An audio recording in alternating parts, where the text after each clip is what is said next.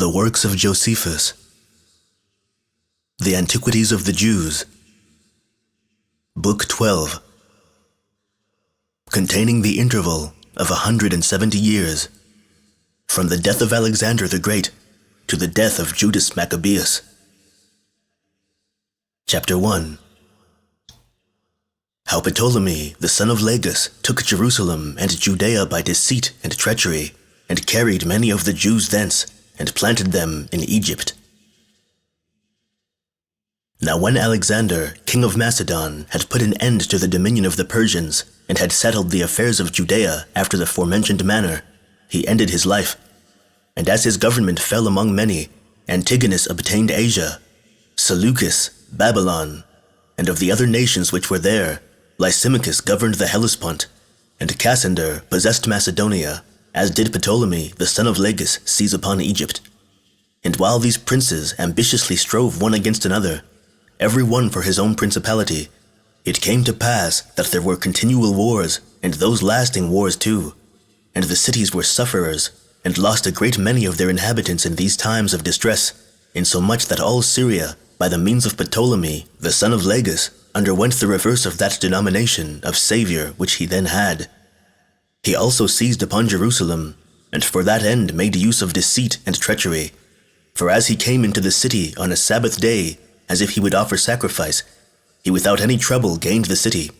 While the Jews did not oppose him, for they did not suspect him to be their enemy, he gained it thus, because they were free from suspicion of him, and because on that day they were at rest and quietness. And when he had gained it, he reigned over it in a cruel manner. Nay, Agatharchides of Cnidus, who wrote the acts of Alexander's successors, reproaches us with superstition, as if we, by it, had lost our liberty, where he says thus: There is a nation called the nation of the Jews, who inhabit a city strong and great, named Jerusalem. These men took no care, but let it come into the hands of Ptolemy, as not willing to take arms, and thereby they submitted to be under a hard master, by reason of their unseasonable superstition. This is what Agatharchides relates of our nation. But when Ptolemy had taken a great many captives, both from the mountainous parts of Judea, and from the places about Jerusalem and Samaria, and the places near Mount Gerizim, he led them all into Egypt, and settled them there. And as he knew that the people of Jerusalem were most faithful in the observation of oaths and covenants, and this formed the answer they made to Alexander when he sent an embassage to them after he had beaten Darius in battle, so he distributed many of them into garrisons, and at Alexandria gave them equal privileges of citizens with the Macedonians themselves, and required of them to take their oaths that they would keep their fidelity to the posterity of those who committed these places to their care. Nay, there were not a few other Jews who of their own accord went into Egypt, as invited by the goodness of the soil, and by the liberality of Ptolemy. However, there were disorders among their posterity, with relation to the Samaritans, on account of their resolution to preserve that conduct of life which was delivered to them by their forefathers, and they thereupon contended one with another, while those of Jerusalem said that their temple was holy, and resolved to send their sacrifices thither, but the Samaritans were resolved that they should be sent to Mount Gerizim. Chapter 2. How Ptolemy, Philadelphus, procured the laws of the Jews to be translated into the Greek tongue, and set many captives free, and dedicated many gifts to God. When Alexander had reigned 12 years, and after him Ptolemy Soter 40 years, Philadelphus then took the kingdom of Egypt, and held it 40 years within one. He procured the law to be interpreted, and set free those that were come from Jerusalem into Egypt, and were in slavery there, who were 120,000. The occasion was this: Demetrius Phalereus, who was a library keeper to the king, was now endeavoring, if it were possible, to gather together all the books that were in the habitable earth, and buying whatsoever was anywhere valuable or agreeable to the king's inclination, who was very earnestly set upon collecting of books, to which inclination of his Demetrius was zealously subservient. And when once Ptolemy asked him how many 10,000s of books he had collected, he replied that he had already about 20 times 10,000, but that in a little time he should have 50 times 10,000. But he said he had been informed that there were many books of laws among the Jews worthy of inquiring after, and worthy of the king's library, but which, being written in characters in a dialect of their own, will cause no small pains in getting them translated into the Greek tongue, that the character in which they are written seems to be like to that which is the proper character of the Syrians, and that its sound, when pronounced, is like to theirs also, and that this sound appears to be peculiar to themselves. Wherefore, he said, that nothing hindered why they might not get those books to be translated also, for while nothing is wanting that is necessary for that purpose, we may have their books also in this library. So the king thought that Demetrius was very zealous to procure him abundance of books, and that he suggested what was exceeding proper for him to do, and therefore he wrote to the Jewish high priest that he should act accordingly. Now there was one Aristeus, who was among the king's most intimate friends, and on account of his modesty very acceptable to him. This Aristeus resolved frequently, and that before now, to petition the king that he would set all the captive Jews in his kingdom free, and he thought this to be a convenient opportunity for the making that petition. So he discoursed, in the first place, with the captains of the king's guards, Josephus of Tarentum, and Andreas, and persuaded them to assist him in what he was going to intercede with the king for. Accordingly, Aristeus embraced the same opinion with those that have been before mentioned, and went to the king, and made the following speech to him. It is not fit for us, O king, to overlook things hastily, or to deceive ourselves, but to lay the truth open. For since we have determined not only to get the laws of the Jews transcribed, but interpreted also for thy satisfaction, by what means can we do this, while so many of the Jews are now slaves in thy kingdom? Do thou then what will be agreeable to thy magnanimity, and to thy good nature. Free them from the miserable condition they are in, because that God who supporteth thy kingdom was the author of their laws, as I have learned by particular inquiry. For both these people and we also worship the same God, the framer of all things. We call him, and that truly, by the name of Zena, or Life, or Jupiter, because he breathes life into all men. Wherefore, do thou restore these men to their own country, and this do to the honor of God, because these men pay a peculiarly excellent worship to him. And know this farther, that though I be not of kin to them by birth, nor one of the same country with them, yet do I desire these favors to be done them, since all men are the workmanship of God, and I am sensible that he is well pleased with those that do good. I do therefore put up this petition to thee, to do good to them. When Aristeus was saying thus, the king looked upon him with a cheerful and joyful countenance, and said, How many 10,000s dost thou suppose there are of such that want to be made free? To which Andreas replied, as he stood by, and said, A few more than 10 times 10,000. The king made answer, And this is a small gift that thou askest, Aristeus? But Josephus and the rest that stood by said that he ought to offer such a thank offering as was worthy of his greatness of soul to that God who had given him his kingdom. With this answer he was much pleased, and gave order that when they paid the soldiers their wages, they should lay down 120 drachmae for every one of the slaves, and he promised to publish a magnificent decree about what they requested, which should confirm what Aristeus had proposed, and especially what God willed should be done, whereby, he said, he would not only set those free who had been led away captive by his father and his army, but those who were in his kingdom before, and those also, if any such were there, who had been brought away since. And when they said that their redemption money would amount to above 400 talents, he granted it, a copy of which decree I have determined to preserve, that the magnanimity of this king may be known. Its contents were as follows. Let all those who were soldiers under our father, and who, when they overran Syria and Phoenicia, and laid waste Judea, took the Jews captives, and made them slaves, and brought them into our cities, and into this country, and then sold them, as also all those that were in my kingdom before then, and if there be any that have been lately brought thither, be made free by those that possess them, and let them accept of 120 drachmae for every slave, and let the soldiers receive this redemption money with their pay, but the rest out of the king's treasury. For I suppose that they were made captives without our father's consent and against equity, and that their country was harassed by the insolence of the soldiers, and that by removing them into Egypt, the soldiers have made a great profit by them. Out of regard, therefore, to justice, and out of pity to those that have been tyrannized over, contrary to equity, I enjoin those that have such Jews in their service to set them at liberty upon the receipt of the before-mentioned sum, and that no one use any deceit about them, but obey what is here commanded. And I will that they give in their names within 3 days after the publication of this edict, to such as are appointed to execute the same, and to produce the same slaves before them also, for I think it will be for the advantage of my affairs, and let every one that will inform against those that do not obey this decree, and I will that their estates be confiscated into the king's treasury. When this decree was read to the king, it at first contained the rest that is here inserted, and only omitted those Jews that had formerly been brought, and those brought afterwards, which had not been distinctly mentioned. So he added these clauses out of his humanity, and with great generosity. He also gave order that the payment which was likely to be done in a hurry should be divided among the king's ministers and among the officers of his treasury.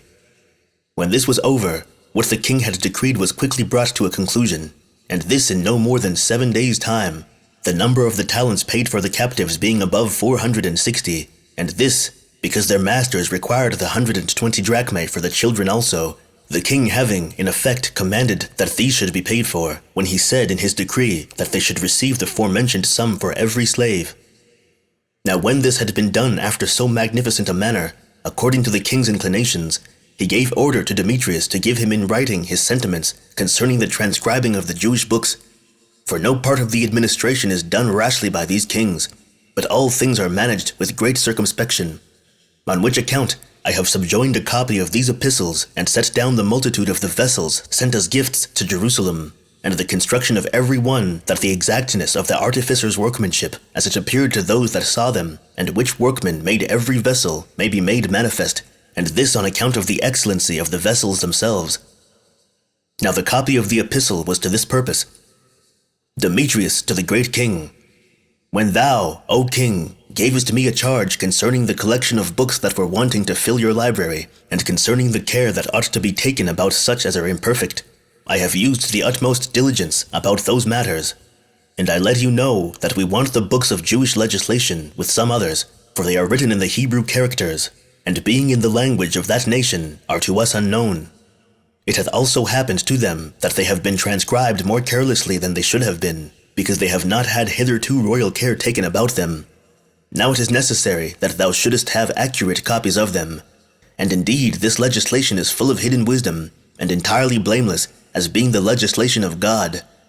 For which cause it is, as Hecataea of Abdera says, that the poets and historians make no mention of it, nor of those men who lead their lives according to it, since it is a holy law, and ought not to be published by profane mouths. If then it please thee, O king, thou mayest write to the high priest of the Jews, to send 6 of the elders out of every tribe, and those such as are more skillful of the laws, that by their means we may learn the clear and agreeing sense of these books, and may obtain an accurate interpretation of their contents, and so may have such a collection of these as may be suitable to thy desire.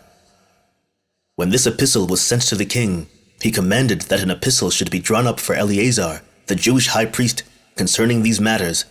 and that they should inform him of the release of the Jews that had been in slavery among them. He also sent 50 talents of gold for the making of large basins, and vials, and cups, and an immense quantity of precious stones.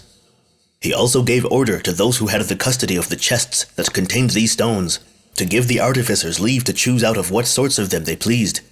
He withal appointed that 100 talents in money should be sent to the temple for sacrifices and for other uses.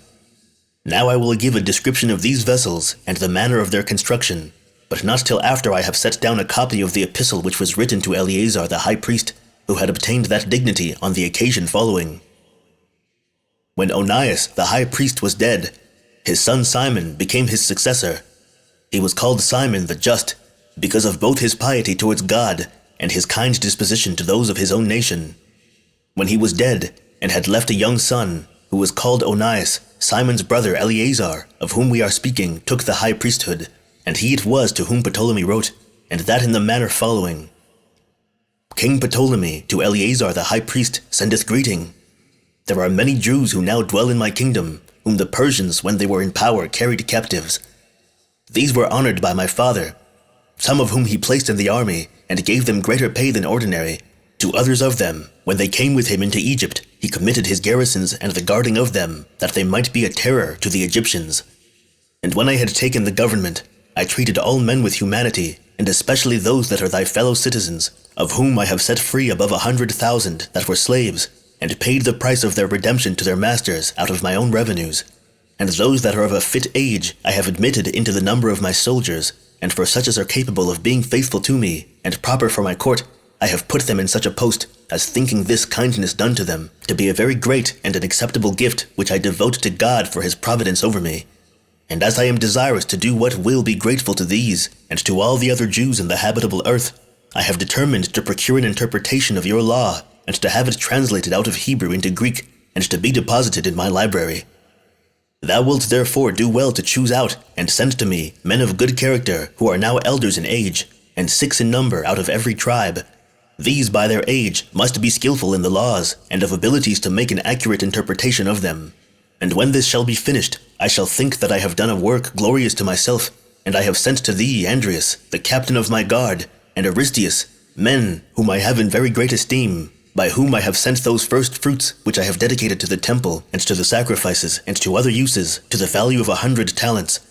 And if thou wilt send to us, to let us know what thou wouldst have further, thou wilt do a thing acceptable to me. When this epistle of the king was brought to Eleazar, he wrote an answer to it with all the respect possible. Eleazar the high priest to King Ptolemy sendeth greeting.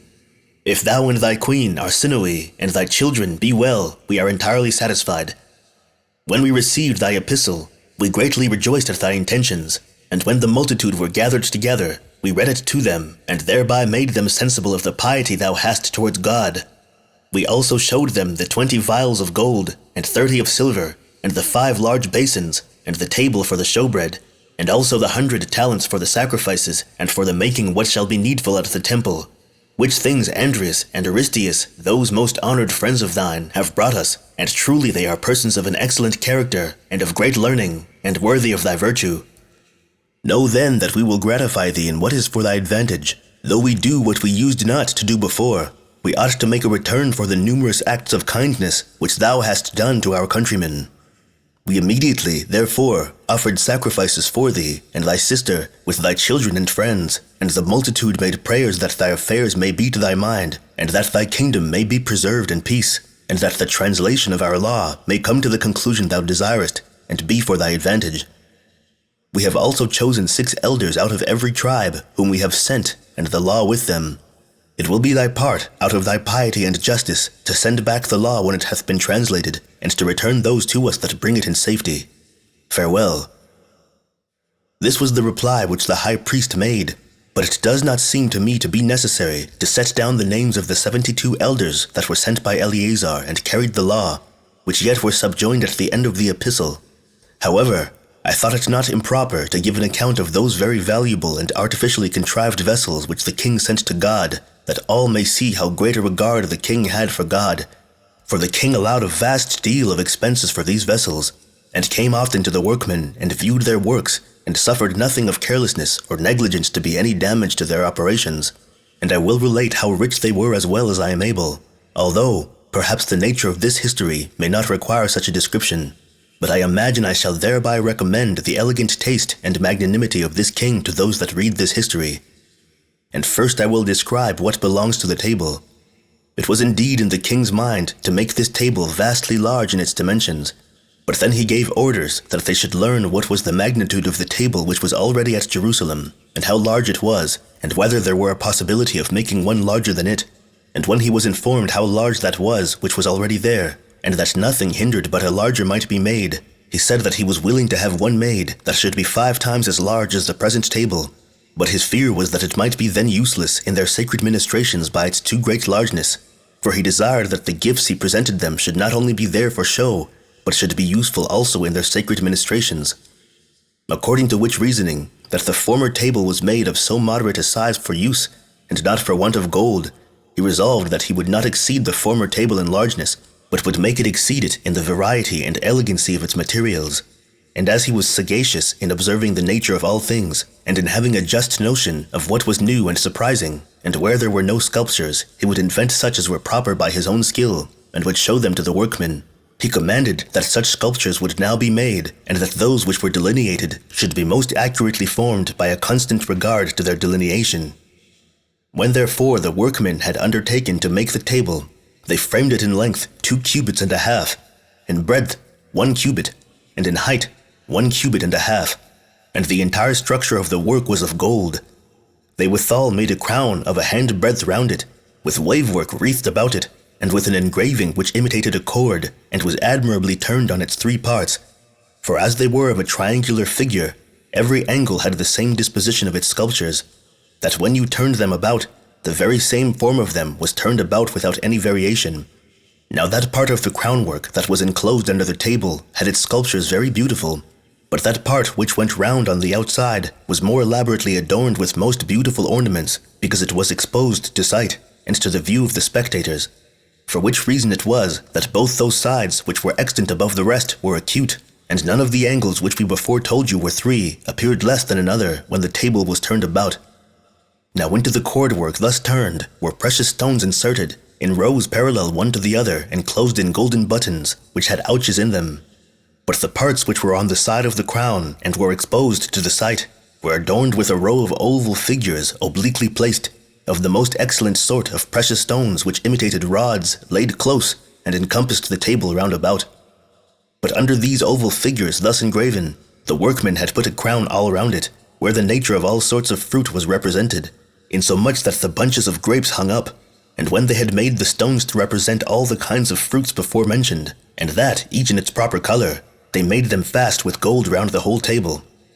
Like the disposition of the oval figures and of the engraved rods was framed under the crown, that the table might on each side show the same appearance of variety and elegancy of its ornaments, so that neither the position of the wavework nor of the crown might be different, although the table were turned on the other side, but that the prospect of the same artificial contrivances might be extended as far as the feet.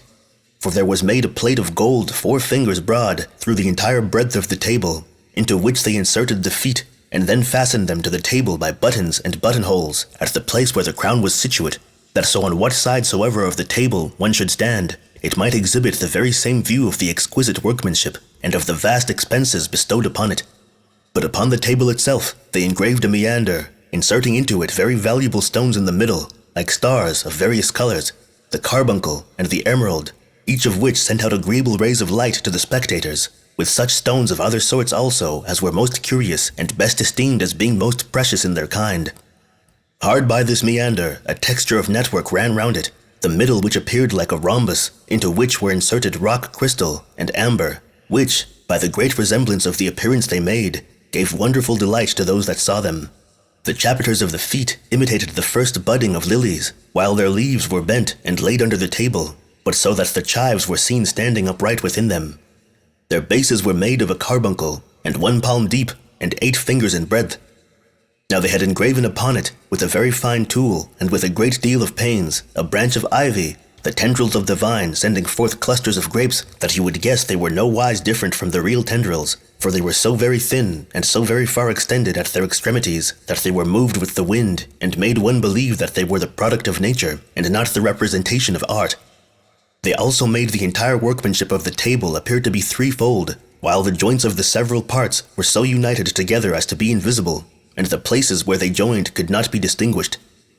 Now the thickness of the table was not less than half a cubit, so that this gift, by the king's great generosity, by the great value of the materials, and the variety of its exquisite structure, and the artificer's skill in imitating nature with graving tools, was at length brought to perfection, while the king was very desirous that though in largeness it were not to be different from that which was already dedicated to God, yet that in exquisite workmanship, and the novelty of the contrivances, and in the splendor of its construction, it should far exceed it, and be more illustrious than that was.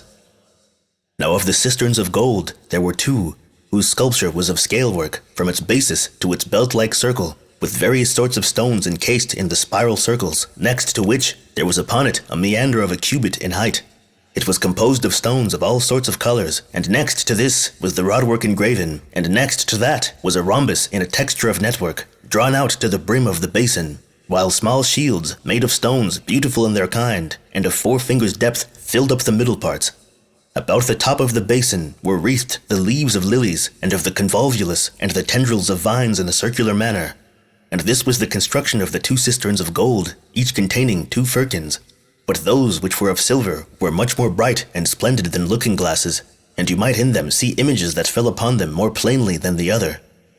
The king also ordered 30 vials, those of which the parts that were of gold, and filled up with precious stones, were shadowed over with the leaves of ivy and vines, artificially engraven. and these were the vessels that were, after an extraordinary manner, brought to this perfection, partly by the skill of the workmen, who were admirable in such fine work, but much more by the diligence and generosity of the king, who not only supplied the artificers abundantly and with great generosity with what they wanted, but he forbade public audiences for the time, and came and stood by the workmen, and saw the whole operation. And this was the cause why the workmen were so accurate in their performance, because they had regard to the king, and to his great concern about the vessels, and so the more indefatigably kept close to the work. And these were what gifts were sent by Ptolemy to Jerusalem, and dedicated to God there. But when Eleazar the high priest had devoted them to God, and had paid due respect to those that brought them, and had given them presents to be carried to the king, he dismissed them. And when they were come to Alexandria, and Ptolemy heard that they were come, and that the 70 elders were come also, he presently sent for Andreas and Aristeus, his ambassadors, who came to him, and delivered him the epistle which they brought him from the high priest, and made answer to all the questions he put to them by word of mouth. He then made haste to meet the elders that came from Jerusalem for the interpretation of the laws, and he gave command that everybody who came on other occasions would be sent away, which was a thing surprising, and what he did not use to do. For those that were drawn thither upon such occasions used to come to him on the 5th day, but ambassadors at the month's end. But when he had sent those away, he waited for these that were sent by Eleazar. But as the old men came in with presents, which the high priest had given them to bring to the king, and with the membranes, upon which they had their laws written in golden letters, he put questions to them concerning those books, and when they had taken off the covers wherein they were wrapped up, they showed him the membranes. So the king stood, admiring the thinness of those membranes, and the exactness of the junctures, which could not be perceived, so exactly they were connected one with another. And this he did for a considerable time. He then said that he returned them thanks for coming to him, and still greater thanks to him that sent them, and above all, to that God whose laws they appeared to be. Then did the elders, and those that were present with them, cry out with one voice, and wished all happiness to the king. Upon which he fell into tears by the violence of the pleasure he had, it being natural to men to afford the same indications in great joy that they do under sorrow. And when he had bidden them deliver the books to those that were appointed to receive them, he saluted the men, and said that it was but just to discourse in the first place of the errand they were sent about, and then to address himself to themselves.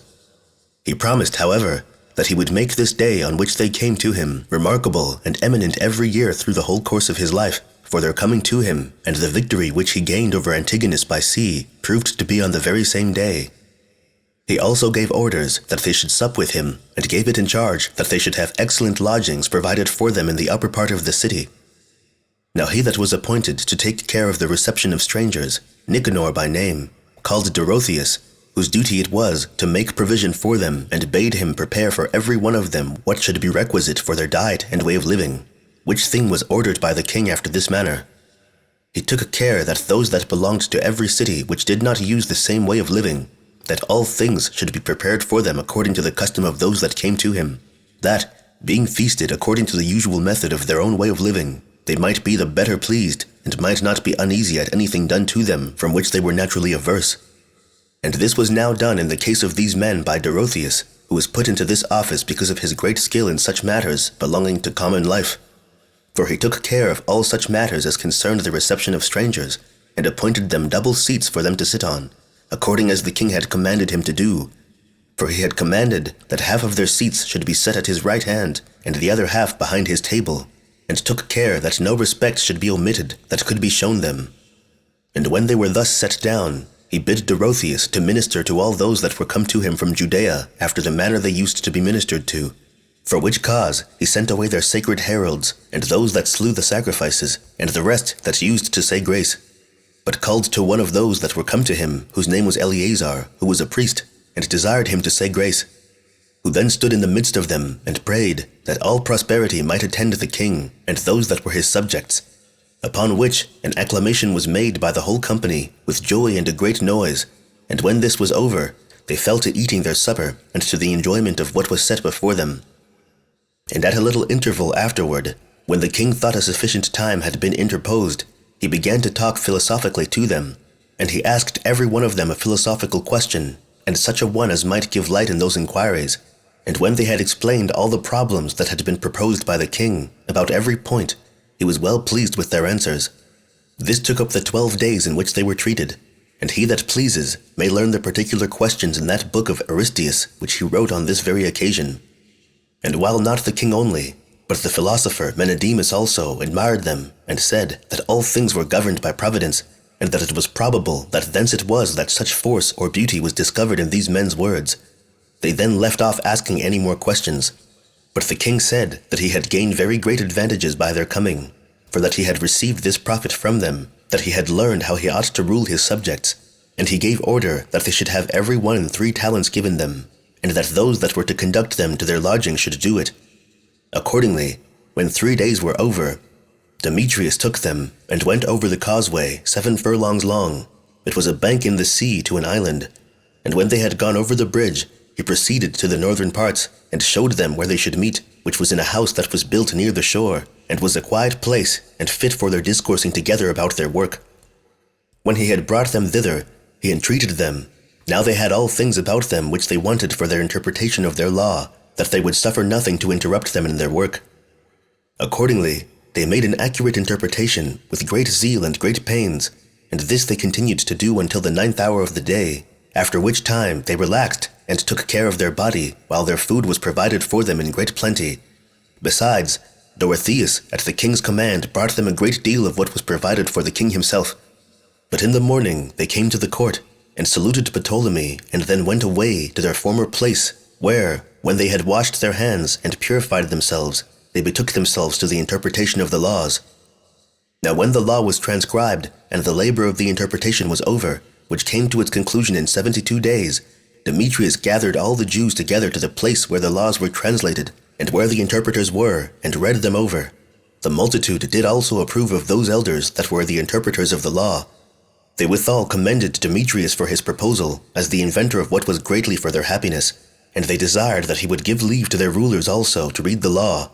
Moreover, they all, both the priests and the ancientest of the elders, and the principal men of their commonwealth, made it their request that since the interpretation was happily finished, it might continue in the state it now was, and might not be altered. And when they all commended that determination of theirs, they enjoined that if any one observed either anything superfluous, or anything omitted, that he would take a view of it again, and have it laid before them and corrected, which was a wise action of theirs, that when the thing was judged to have been well done, it might continue forever. So the king rejoiced when he saw that his design of this nature was brought to perfection, to so great advantage, and he was chiefly delighted with hearing the laws read to him, and was astonished at the deep meaning and wisdom of the legislator. And he began to discourse with Demetrius how it came to pass that when this legislation was so wonderful, no one, either of the poets or of the historians, had made mention of it. Demetrius made answer that no one be so bold as to touch upon the description of these laws, because they were divine and venerable, and because some that had attempted it were afflicted by God. He also told him that Theopompus was desirous of writing somewhat about them, but was thereupon disturbed in his mind for above 30 days' time, and upon some intermission of his distemper, he appeased God by prayer, as suspecting that his madness proceeded from that cause. Nay, indeed, he further saw in a dream that his distemper befell him while he indulged too great a curiosity about divine matters, and was desirous of publishing them among common men. But when he left off that attempt, he recovered his understanding again. Moreover, he informed him of Theodectes, the tragic poet, concerning whom it was reported that when in a certain dramatic representation he was desirous to make mention of things that were contained in the sacred books, he was afflicted with a darkness in his eyes, and that upon his being conscious of the occasion of his distemper, and appeasing God by prayer, he was freed from that affliction. And when the king had received these books from Demetrius, as we have said already, he adored them, and gave order that great care should be taken of them, that they might remain uncorrupted. He also desired that the interpreters would come often to him out of Judea, and that both on account of the respects that he would pay them, and on account of the presents he would make them. For he said it was now but just to send them away, although, if of their own accord they would come to him hereafter, they should obtain all that their own wisdom might justly require, and what his generosity was able to give them. So he sent them away, and gave to every one of them 3 garments of the best sort, and 2 talents of gold, and a cup of the value of 1 talent, and the furniture of the room wherein they were feasted. And these were the things he presented to them. But by them he sent to Eleazar the high priest 10 beds, with feet of silver, and the furniture to them belonging, and a cup of the value of 30 talents, and besides these, 10 garments, and purple, and a very beautiful crown, and 100 pieces of the finest woven linen, and also vials and dishes and vessels for pouring, and 2 golden cisterns to be dedicated to God. He also desired him by an epistle that he would give these interpreters leave if any of them were desirous of coming to him, because he highly valued a conversation with men of such learning, and should be very willing to lay out his wealth upon such men. And this was what came to the Jews, and what was much to their glory and honor, from Ptolemy, Philadelphus. Chapter 3. How the kings of Asia honored the nation of the Jews, and made them citizens of those cities which they built. The Jews also obtained honors from the kings of Asia when they became their auxiliaries. From Seleucus Nicator made them citizens in those cities which he built in Asia, and in the lower Syria, and in the metropolis itself, Antioch, and gave them privileges equal to those of the Macedonians and Greeks, who were the inhabitants, insomuch that these privileges continue to this very day. An argument for which you have in this, that whereas the Jews do make use of oil prepared by foreigners, they receive a certain sum of money from the proper officers belonging to their exercises as the value of that oil, which money, when the people of Antioch would have deprived them of in the last war, Mucianus, who was then president of Syria, preserved it to them. And when the people of Alexandria and of Antioch did after that, at the time that Vespasian and Titus his son governed the habitable earth, pray that these privileges of citizens might be taken away, they did not obtain their request, in which behavior anyone may discern the equity and generosity of the Romans, especially of Vespasian and Titus, who, although they had been at a great deal of pains in the war against the Jews, and were exasperated against them, because they did not deliver up their weapons to them, but continued the war to the very last, yet did not they take away any of their forementioned privileges belonging to them as citizens, but restrained their anger, and overcame the prayers of the Alexandrians and the Antiochians, who were a very powerful people, insomuch that they did not yield to them, neither out of their favor to these people, nor out of their old grudge at those whose wicked opposition they had subdued in the war, nor would they alter any of the ancient favors granted to the Jews, but said that those who had borne arms against them and fought them had suffered punishment already, and that it was not just to deprive those that had not offended of the privileges they enjoyed. We also know that Marcus Agrippa was of the like disposition towards the Jews, for when the people of Ionia were very angry at them and besought Agrippa that they, and they only, might have those privileges of citizens which Antiochus, the grandson of Seleucus, who by the Greeks was called the God, had bestowed on them, and desired that if the Jews were to be joint partakers with them, they might be obliged to worship the gods they themselves worshipped. But when these matters were brought to trial, the Jews prevailed and obtained leave to make use of their own customs, and this under the patronage of Nicholas of Damascus, for Agrippa gave sentence that he could not innovate. And if anyone hath a mind to know this matter accurately, let him peruse the 123rd and 124th books of the history of Nicolaus. Now as to this determination of Agrippa, it is not so much to be admired, for at that time our nation had not made war against the Romans, but one may well be astonished at the generosity of Vespasian and Titus, that after so great wars and contests which they had from us, they should use such moderation. But I will now return to that part of my history whence I made the present digression. Now it happened that in the reign of Antiochus the Great, who ruled over all Asia, that the Jews, as well as the inhabitants of Celesyria, suffered greatly, and their land was sorely harassed. For while he was at war with Ptolemy Philopater, and with his son, who was called Epiphanes, it fell out that these nations were equally sufferers, both when he was beaten, and when he beat the others, so that they were very like to a ship in a storm, which is tossed by the waves on both sides. And just thus were they in their situation in the middle between Antiochus's prosperity and its change to adversity. But at length, when Antiochus had beaten Ptolemy, he seized upon Judea, and when Philopater was dead, his son sent out a great army under Scopas, the general of his forces, against the inhabitants of Celesyria, who took many of their cities, and in particular our nation, which, when he fell upon them, went over to him. Yet was it not long afterward when Antiochus overcame Scopas in a battle fought at the fountains of Jordan, and destroyed a great part of his army. But afterward, when Antiochus subdued those cities of Celesyria which Scopas had gotten into his possession, and Samaria with them, the Jews of their own accord went over to him, and received him into the city, Jerusalem, and gave plentiful provision to all his army, and to his elephants, and readily assisted him when he besieged the garrison which was in the citadel of Jerusalem. Wherefore Antiochus thought it but just to requite the Jews' diligence and zeal in his service, So he wrote to the generals of his armies and to his friends, and gave testimony to the good behavior of the Jews towards him, and informed them what rewards he had resolved to bestow on them for that their behavior. I will set down presently the epistles themselves, which he wrote to the generals concerning them, but will first produce the testimony of Polybius of Megalopolis, for thus does he speak in the 16th book of his history. Now Scopas, the general of Ptolemy's army, went in haste to the superior parts of the country, and in the winter time overthrew the nation of the Jews. He also saith in the same book that when Scopas was conquered by Antiochus, Antiochus received Batanea, and Samaria, and Abila, and Gadara, and that a while afterwards there came into him those Jews that inhabited near that temple which was called Jerusalem, concerning which, although I have more to say, and particularly concerning the presence of God about that temple, yet do I put off that history till another opportunity. This it is which Polybius relates, but we will return to the series of the history when we have first produced the epistles of King Antiochus. King Antiochus to Ptolemy sendeth greeting. Since the Jews, upon our first entrance on their country, demonstrated their friendship towards us, and when we came to their city, Jerusalem, received us in a splendid manner, and came to meet us with their senate, and gave abundance of provisions to our soldiers and to the elephants, and joined with us in ejecting the garrison of the Egyptians that were in the citadel, we have thought fit to reward them, and to retrieve the condition of their city, which hath been greatly depopulated by such accidents as have befallen its inhabitants, and to bring those that have been scattered abroad back to the city.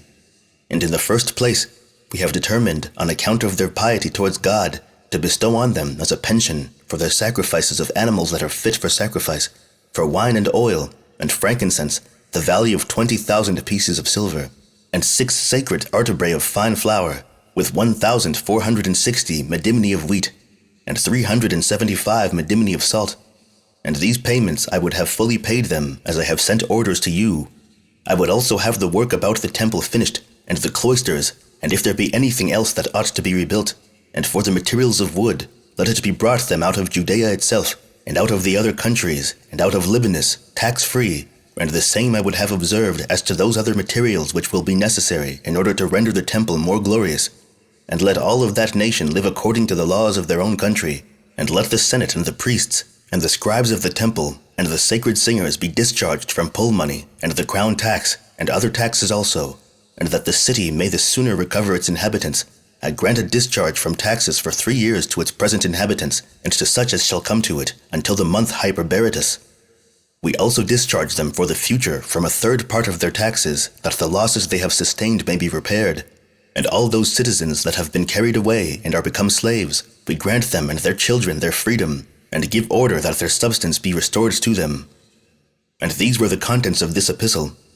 He also published a decree through all his kingdom in honor of the temple, which contains what follows. It shall be lawful for no foreigner to come within the limits of the temple round about, which thing is forbidden also to the Jews, unless to those who according to their own custom have purified themselves. Nor let any flesh of horses, or of mules, or of asses be brought into the city, whether they be wild or tame, nor that of leopards, or foxes, or hares, and in general, that of any animal which is forbidden for the Jews to eat. Nor let their skins be brought into it, nor let any such animal be bred up in this city. Let them only be permitted to use the sacrifices derived from their forefathers, with which they have been obliged to make acceptable atonements to God. And he that transgresseth any of these orders, let him pay to the priests 3,000 drachmae of silver. Moreover, this Antiochus bare testimony to our piety and fidelity in an epistle of his written when he was informed of a sedition in Phrygia and Lydia, at which time he was in the superior provinces, wherein he commanded Zeuxis, the general of his forces, and his most intimate friend, to send some of our nation out of Babylon into Phrygia. The epistle was this: King Antiochus to Zeuxis his father sendeth greeting. If you are in health, it is well. I also am in health. Having been informed that a sedition is arisen in Lydia and Phrygia, I thought that matter required great care, and upon advising with my friends what was fit to be done, it hath been thought proper to remove 2,000 families of Jews, with their effects out of Mesopotamia and Babylon, unto the castles and places that lie most convenient. For I am persuaded that they will be well disposed guardians of our possessions, because of their piety towards God, and because I know that my predecessors have borne witness to them that they are faithful, and with alacrity do what they are desired to do. I will, therefore, though it be a laborious work, that thou remove these Jews under a promise that they shall be permitted to use their own laws. And when thou shalt give every one of their families a place for building their houses, and a portion of land for their husbandry, and for the plantation of their vines, and thou shalt discharge them from paying taxes of the fruits of the earth for 10 years, and let them have a proper quantity of wheat for the maintenance of their servants, until they receive bread corn out of the earth. Also let a sufficient share be given to such as minister to them in the necessaries of life, that by enjoying the effects of our humanity, they may show themselves the more willing and ready about our affairs. Take care likewise of that nation as far as thou art able, that they may not have any disturbance given them by anyone. Now these testimonials which I have produced are sufficient to declare the friendship that Antiochus the Great bare to the Jews. Chapter 4.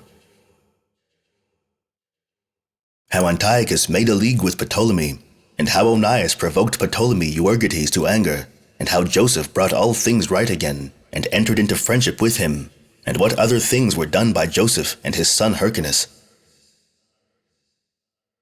After this, Antiochus made a friendship and a league with Ptolemy, and gave him his daughter Cleopatra to wife, and he yielded up to him Celesyria and Samaria, and Judea and Phoenicia, by way of dowry.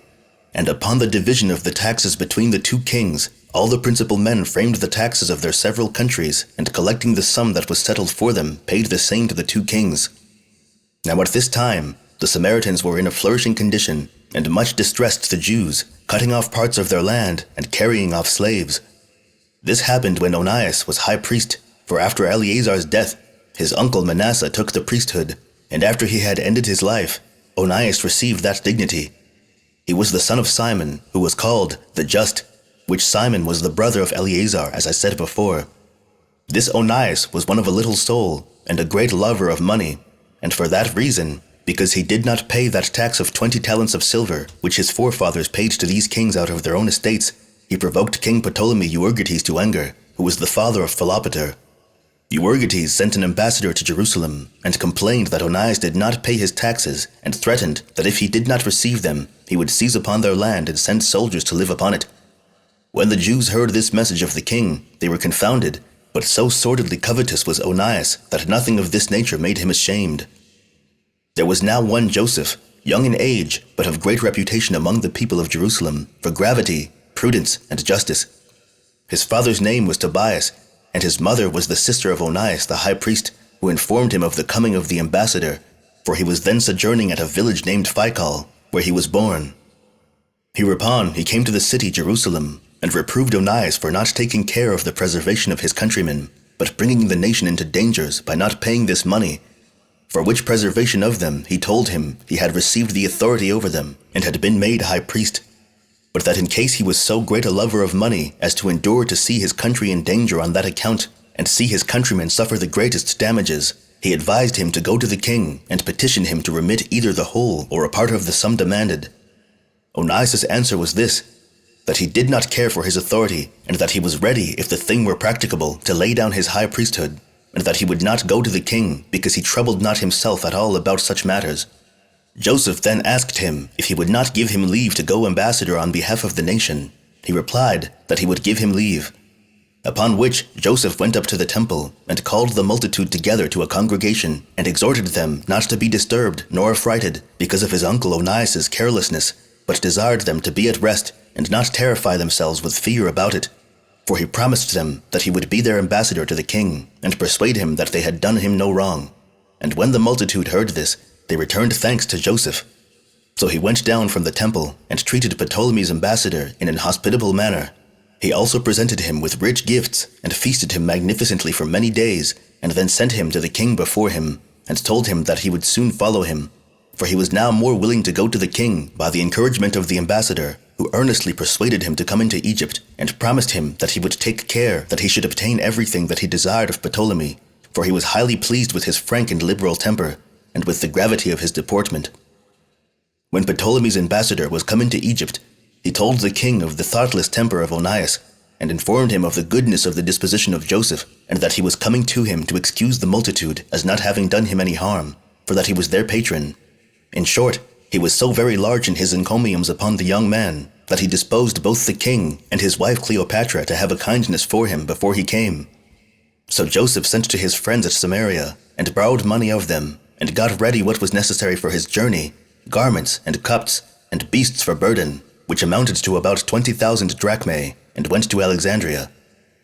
Now it happened that at this time all the principal men and rulers went up out of the cities of Syria and Phoenicia to bid for their taxes, for every year the king sold them to the men of the greatest power in every city. So these men saw Joseph journeying on the way, and laughed at him for his poverty and meanness. But when he came to Alexandria, and heard that King Ptolemy was at Memphis, he went up thither to meet with him, which happened as the king was sitting in his chariot with his wife and with his friend Athenian, who was the very person who had been ambassador at Jerusalem, and had been entertained by Joseph. As soon therefore as Athenian saw him, he presently made him known to the king, how good and generous a young man he was. So Ptolemy saluted him first, and desired him to come up into his chariot, and as Joseph sat there, he began to complain of the management of Onias, to which he answered, Forgive him on account of his age, for thou canst not certainly be unacquainted with this, that old men and infants have their minds exactly alike, but thou shalt have from us, who are young men, everything thou desirest, and shalt have no cause to complain. With this good humor and pleasantry of the young man, the king was so delighted that he began already, as though he had had long experience of him, to have a still greater affection for him, insomuch that he bade him take his diet in the king's palace, and be a guest at his own table every day. But when the king was come to Alexandria, the principal men of Syria saw him sitting with the king, and were much offended at it. And when the day came on which the king was to let the taxes of the cities to farm, and those that were the principal men of dignity in their several countries were to bid for them the sum of their taxes together, of Cilicia and Phoenicia, and Judea and Samaria, as they were bidden for, came to 8,000 talents. Hereupon Joseph accused the bidders as having agreed together to estimate the value of the taxes at too low a rate, and he promised that he would himself give twice as much for them. But for those who did not pay, he would send the king home their whole substance, for this privilege was sold together with the taxes themselves. The king was pleased to hear that offer, and because it augmented his revenues, he said he would confirm the sale of the taxes to him. But when he asked him this question, whether he had any sureties that would be bound for the payment of the money, he answered very pleasantly, I will give such security, and those of persons good and responsible, and which you shall have no reason to distrust. And when he bade them name them, who they were, he replied, I give thee no other persons, O king, for thy sureties than thyself, and this thy wife, and you shall be security for both parties. So Ptolemy laughed at the proposal, and granted him the farming of the taxes without any sureties. This procedure was a sore grief to those that came from the cities into Egypt, who were utterly disappointed, and they returned every one to their own country with shame. But Joseph took with him 2,000 foot soldiers from the king, for he desired he might have some assistance in order to force such as were refractory in the cities to pay. And borrowing of the king's friends at Alexandria 500 talents, he made haste back into Syria. And when he was at Ascalon, and demanded the taxes of the people of Ascalon, they refused to pay anything, and affronted him also. Upon which he seized upon about 20 of the principal men, and slew them, and gathered what they had together, and sent it all to the king, and informed him of what he had done. Ptolemy admired the prudent conduct of the man, and commended him for what he had done, and gave him leave to do as he pleased. When the Syrians heard of this, they were astonished, and having before them a sad example in the men of Ascalon that were slain, they opened their gates, and willingly admitted Joseph, and paid their taxes. And when the inhabitants of Scythopolis attempted to affront him, and would not pay him those taxes which they formerly used to pay, without disputing about him, he slew also the principal men of that city, and sent their effects to the king. By this means he gathered great wealth together, and made vast gains by this farming of the taxes, and he made use of what estate he had thus gotten, in order to support his authority, as thinking it a piece of prudence to keep what had been the occasion and foundation of his present good fortune. And this he did by the assistance of what he was already possessed of, for he privately sent many presents to the king, and to Cleopatra, and to their friends, and to all that were powerful about the court, and thereby purchased their good will to himself. This good fortune he enjoyed for 22 years, and was become the father of 7 sons by one wife. He had also another son whose name was Hyrcanus, by his brother Ptolemaius' daughter, whom he married on the following occasion. He once came to Alexandria with his brother, who had along with him a daughter already marriageable, in order to give her in wedlock to some of the Jews of chief dignity there. He then supped with the king, and falling in love with an actress that was of great beauty, and came into the room where they feasted, he told his brother of it, and entreated him, because a Jew was forbidden by their law to come near a foreigner, to conceal his offense, and to be kind and subservient to him, and to give him an opportunity of fulfilling his desires. Upon which his brother willingly entertained the proposal of serving him, and adorned his own daughter, and brought her to him by night, and put her into his bed. And Joseph, being disordered with drink, knew not who she was, and so lay with his brother's daughter.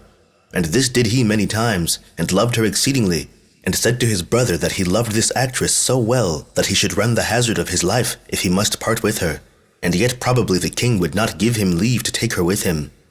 But his brother bade him be in no concern about that matter, and told him he might enjoy her whom he loved without any danger, and might have her for his wife, and opened the truth of the matter to him, and assured him that he chose rather to have his own daughter abused than to overlook him and see him come to public disgrace.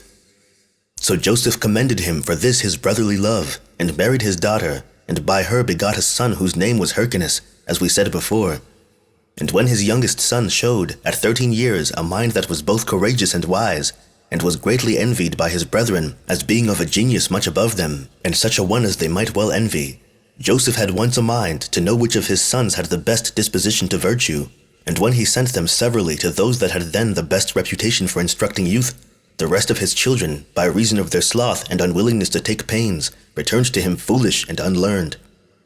After them he sent out the youngest, Hyrcanus, and gave him 300 yoke of oxen, and bid him go 2 days' journey into the wilderness, and sow the land there, and yet kept back privately the yokes of the oxen that coupled them together.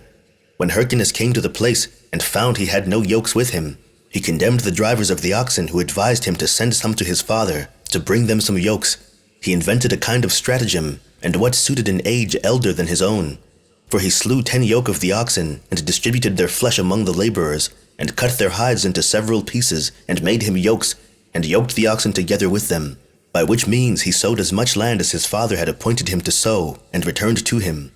And when he was come back, his father was mightily pleased with his sagacity, and commended the sharpness of his understanding, and his boldness in what he did. And he still loved him the more, as if he were his only genuine son, while his brethren were much troubled at it. But when one told him that Ptolemy had a son just born, and that all the principal men of Syria and the other countries subject to him were to keep a festival on account of the child's birthday, and went away in haste with great retinues to Alexandria, he was himself indeed hindered from going by old age, but he made trial of his sons, whether any of them would be willing to go to the king. And when the elder sons excused themselves for going, and said they were not courtiers good enough for such conversation, and advised him to send their brother Hyrcanus, he gladly hearkened to that advice, and called Hyrcanus, and asked him whether he would go to the king, and whether it was agreeable to him to go or not. And upon his promise that he would go, and his saying that he should not want much money for his journey, because he would live moderately, and that 10,000 drachmae would be sufficient, he was pleased with his son's prudence. After a little while, the son advised his father not to send his presents to the king from thence, but to give him a letter to his steward at Alexandria, that he might furnish him with money for purchasing what should be most excellent and most precious. So he, thinking that the expense of 10 talents would be enough for presents to be made to the king, and commending his son as giving him good advice, wrote to Arion his steward, that managed all his money matters at Alexandria, which money was not less than 3,000 talents on his account, for Joseph sent the money he received in Syria to Alexandria. And when the day appointed for payment of the taxes to the king came, he wrote to Arion to pay them. And when the son had asked his father for a letter to his steward, and had received it, he made haste to Alexandria. And when he was gone, his brethren wrote to all the king's friends that they should destroy him. But when he was come to Alexandria, he delivered his letter to Arion, who asked him how many talents he would have, hoping he would ask for no more than 10, or a little more. He said he wanted 1,000 talents, at which the steward was angry and rebuked him as one that intended to live extravagantly. And he let him know how his father had gathered together his estate by painstaking and resisting his inclinations, and wished him to imitate the example of his father. And he assured him withal that he would give him but 10 talents, and that for a present to the king also.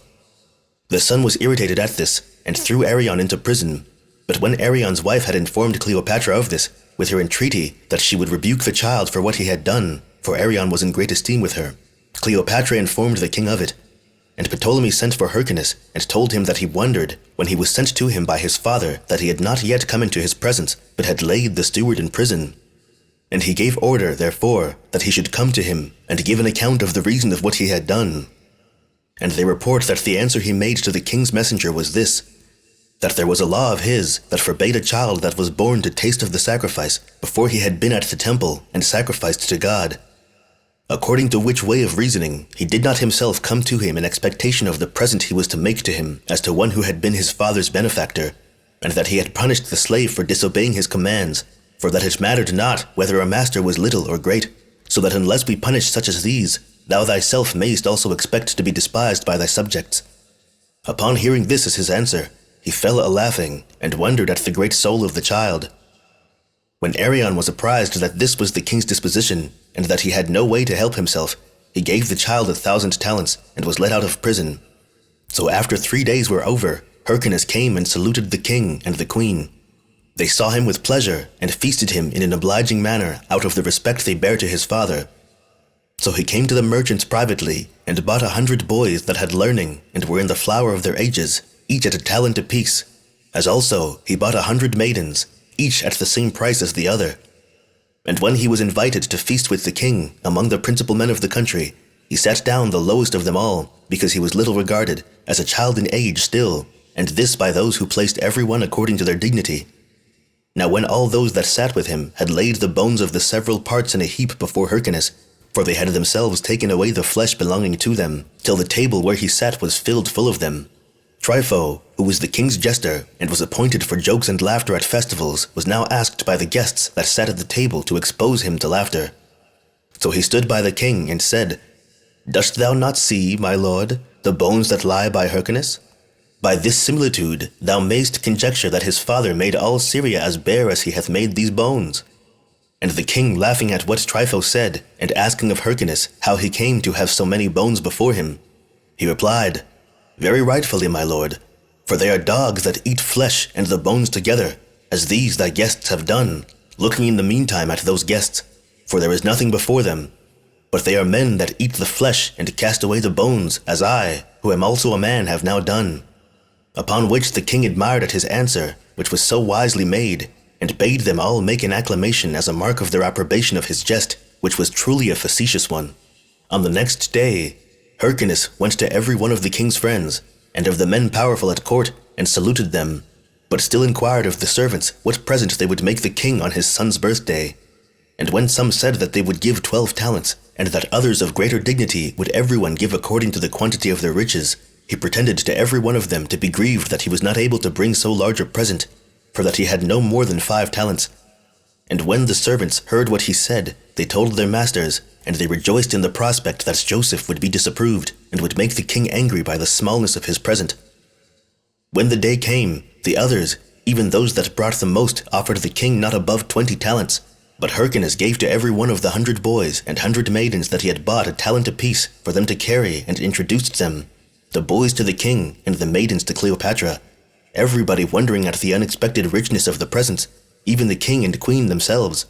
He also presented those that attended about the king with gifts to the value of a great number of talents, that he might escape the danger he was in from them, for to these it was that Hyrcanus' brethren had written to destroy him. Now Ptolemy admired at the young man's magnanimity, and commanded him to ask what gift he pleased, but he desired nothing else to be done for him by the king than to write to his father and brethren about him. So when the king had paid him very great respects, and had given him very large gifts, and had written to his father and his brethren, and all his commanders and officers about him, he sent him away. But when his brethren heard that Hyrcanus had received such favors from the king, and was returning home with great honor, they went out to meet him and to destroy him, and that with the privity of their father, for he was angry at him for the large sum of money that he bestowed for presents, and so had no concern for his preservation.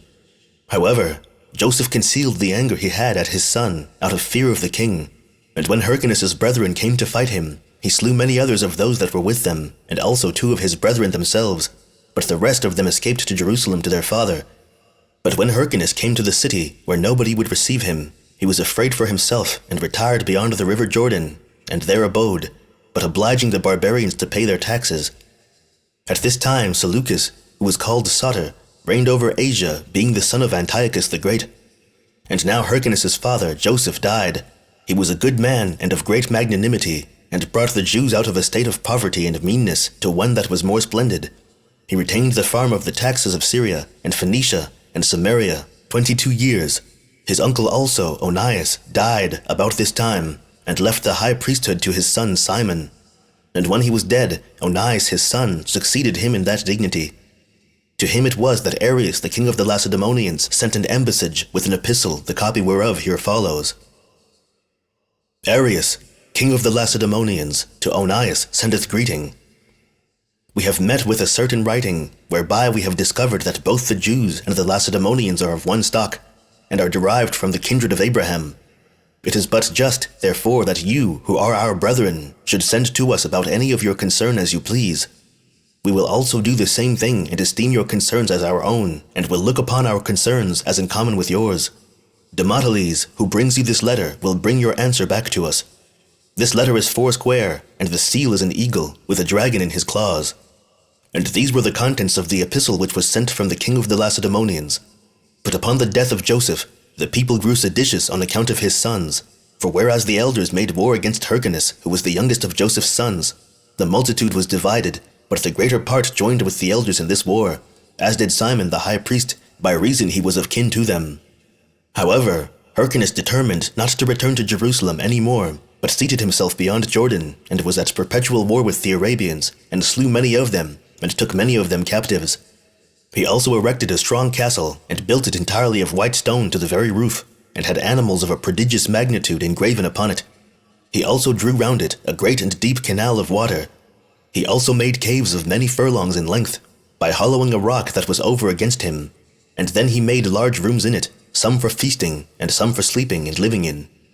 He introduced also a vast quantity of waters which ran along it, and which were very delightful and ornamental in the court. But still he made the entrances at the mouth of the caves so narrow that no more than one person could enter by them at once. And the reason why he built them after that manner was a good one. It was for his own preservation, lest he should be besieged by his brethren and run the hazard of being caught by them. Moreover, he built courts of greater magnitude than ordinary, which he adorned with vastly large gardens. And when he had brought the place to this state, he named it Tyre. This place is between Arabia and Judea, beyond Jordan, not far from the country of Heshbon. And he ruled over those parts for 7 years, even all the time that Seleucus was king of Syria. But when he was dead, his brother Antiochus, who was called Epiphanes, took the kingdom. Ptolemy also, the king of Egypt, died, who was besides called Epiphanes. He left 2 sons, and both young in age, the elder of whom was called Philometor, and the younger Physcon. As for Hyrcanus, when he saw that Antiochus had a great army and feared lest he should be caught by him and brought to punishment for what he had done to the Arabians, he ended his life and slew himself with his own hand, while Antiochus seized upon all his substance. Chapter 5. How, upon the quarrels of the Jews, one against another, about the high priesthood, Antiochus made an expedition against Jerusalem, took the city, and pillaged the temple, and distressed the Jews, as also how many of the Jews forsook the laws of their country, and how the Samaritans followed the customs of the Greeks, and named their temple at Mount Gerizim, the temple of Jupiter Hellenius. About this time, upon the death of Onias the high priest, they gave the high priesthood to Jesus his brother. For that son which Onias left, or Onias 4, was yet but an infant, and in its proper place we will inform the reader of all the circumstances that befell this child. But this Jesus, who was the brother of Onias, was deprived of the high priesthood by the king, who was angry with him and gave it to his younger brother, whose name was also Onias. For Simon had these 3 sons, each of whom the priesthood came, as we have already informed the reader. This Jesus changed his name to Jason, but Onias was called Menelaus. Now as the former high priest, Jesus, raised a sedition against Menelaus, who was ordained after him, the multitude were divided between them both, and the sons of Tobias took the part of Menelaus, but the greater part of the people assisted Jason, and by that means Menelaus and the sons of Tobias were distressed, and retired to Antiochus and informed him that they were desirous to leave the laws of their country, and the Jewish way of living according to them, and to follow the king's laws and the Grecian way of living. Wherefore they desired his permission to build them a gymnasium at Jerusalem. And when he had given them leave, they also hid the circumcision of their genitals, that even when they were naked they might appear to be Greeks. Accordingly, they left off all the customs that belonged to their own country, and imitated the practices of the other nations. Now Antiochus, upon the agreeable situation of the affairs of his kingdom, resolved to make an expedition against Egypt, both because he had a desire to gain it, and because he condemned the son of Ptolemy as now weak, and not yet of abilities to manage affairs of such consequence. So he came with great forces to Pelusium, and circumvented Ptolemy Philometor by treachery, and seized upon Egypt. He then came to the places about Memphis, and when he had taken them, he made haste to Alexandria, in hopes of taking it by siege, and of subduing Ptolemy who reigned there. But he was driven not only from Alexandria, but out of all Egypt by the declaration of the Romans, who charged him to let that country alone. Accordingly, as I have elsewhere formerly declared, I will now give a particular account of what concerns this king, how he subdued Judea and the temple, for in my former work I mentioned those things very briefly, and have therefore now thought it necessary to go over that history again, and that with great accuracy. King Antiochus, returning out of Egypt for fear of the Romans, made an expedition against the city Jerusalem, and when he was there, in the 143rd year of the kingdom of Seleucidae, he took the city without fighting, those of his own party opening the gate to him. And when he had gotten possession of Jerusalem, he slew many of the opposite party, and when he had plundered it of a great deal of money, he returned to Antioch. Now it came to pass, on the 145th year, on the 25th day of that month which is by us called Caslu, and by the Macedonians, Apelleus, in the 153rd Olympiad, that the king came up to Jerusalem, and pretending peace, he got possession of the city by treachery, at which time he spared not so much as those that admitted him into it, on account of the riches that lay in the temple, but led by his covetous inclination, for he saw there was in it a great deal of gold, and many ornaments that had been dedicated to it of very great value, and in order to plunder its wealth, he ventured to break the league he had made. So he left the temple bare, and took away the golden candlesticks, and the golden altar of incense, and the table of showbread, and the altar of burnt offering, and did not abstain from even the veils which were made of fine linen and scarlet. He also emptied it of its secret treasures, and left nothing at all remaining. And by this means cast the Jews into great lamentation, for he forbade them to offer those daily sacrifices which they used to offer to God, according to the law. And when he had pillaged the whole city, some of the inhabitants he slew, and some he carried captive, together with their wives and children, so that the multitude of those captives that were taken alive amounted to about 10,000. He also burnt down the finest building, and when he had overthrown the city walls, he built a citadel in the lower part of the city, for the place was high, and overlooked the temple, on which account he fortified it with high walls and towers, and put into it a garrison of Macedonians. However, in that citadel dwelt the impious and wicked part of the Jewish multitude, from whom it proved that the citizens suffered many and sore calamities. And when the king had built an idol altar upon God's altar, he slew swine upon it, and so offered a sacrifice neither according to the law, nor the Jewish religious worship in that country. He also compelled them to forsake the worship which they paid to their own God, and to adore those whom he took to be gods, and made them build temples, and raise idol altars in every city and village, and offer swine upon them every day. He also commanded them not to circumcise their sons, and threatened to punish any that should be found to have transgressed his injunction. He also appointed overseers, who should compel them to do what he commanded. And indeed, many Jews there were who complied with the king's commands, either voluntarily, or out of fear of the penalty that was denounced. But the best men, and those of the noblest souls, did not regard him, but did pay a greater respect to the customs of their country than concern as to the punishment which he threatened to the disobedient. On which account they every day underwent great miseries and bitter torments, for they were whipped with rods, and their bodies were torn to pieces, and were crucified while they were still alive and breathed. They also strangled those women and their sons whom they had circumcised, as the king had appointed, hanging their sons about their necks as they were upon the crosses. And if there were any sacred book of the law found, it was destroyed, and those with whom they were found miserably perished also. When the Samaritans saw the Jews under these sufferings, they no longer confessed that they were of their kindred, nor that the temple on Mount Gerizim belonged to Almighty God. This was according to their nature, as we have already shown, and they now said that they were a colony of Medes and Persians, and indeed they were a colony of theirs. So they sent ambassadors to Antiochus, and an epistle whose contents are these. To King Antiochus, the god Epiphanes, a memorial from the Sidonians who live at Shechem. Our forefathers, upon certain frequent plagues, and as following a certain ancient superstition, had a custom of observing that day, which by the Jews is called the Sabbath. And when they had erected a temple at the mountain called Gerizim, though without a name, they offered upon it the proper sacrifices. Now upon the just treatment of these wicked Jews, Those that manage their affairs, supposing that we were of kin to them and practiced as they do, make us liable to the same accusations, although we are originally Sidonians, as is evident from the public records.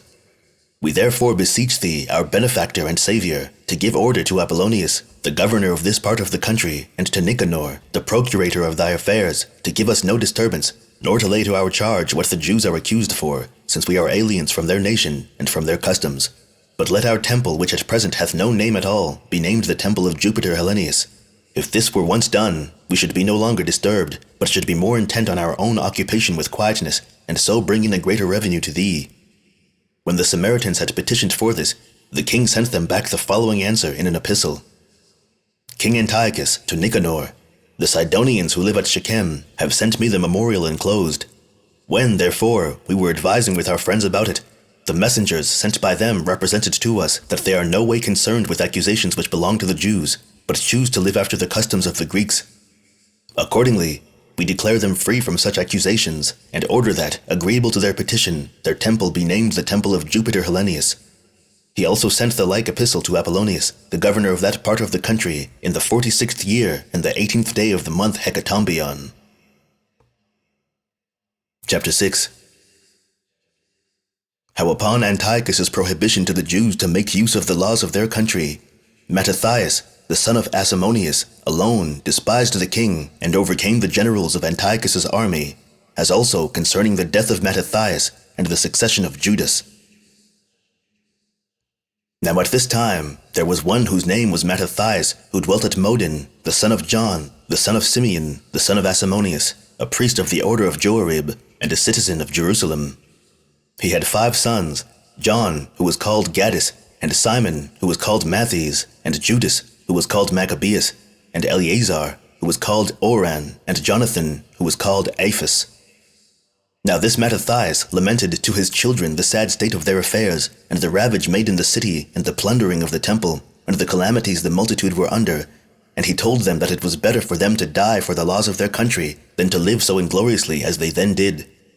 But when those that were appointed by the king were come to Modin, that they might compel the Jews to do what they were commanded, and to enjoin those that were there to offer sacrifice, as the king had commanded, they desired that Mattathias, a person of the greatest character among them, both on other accounts, and particularly on account of such a numerous and so deserving a family of children, would begin the sacrifice, because his fellow citizens would follow his example, and because such a procedure would make him honored by the king.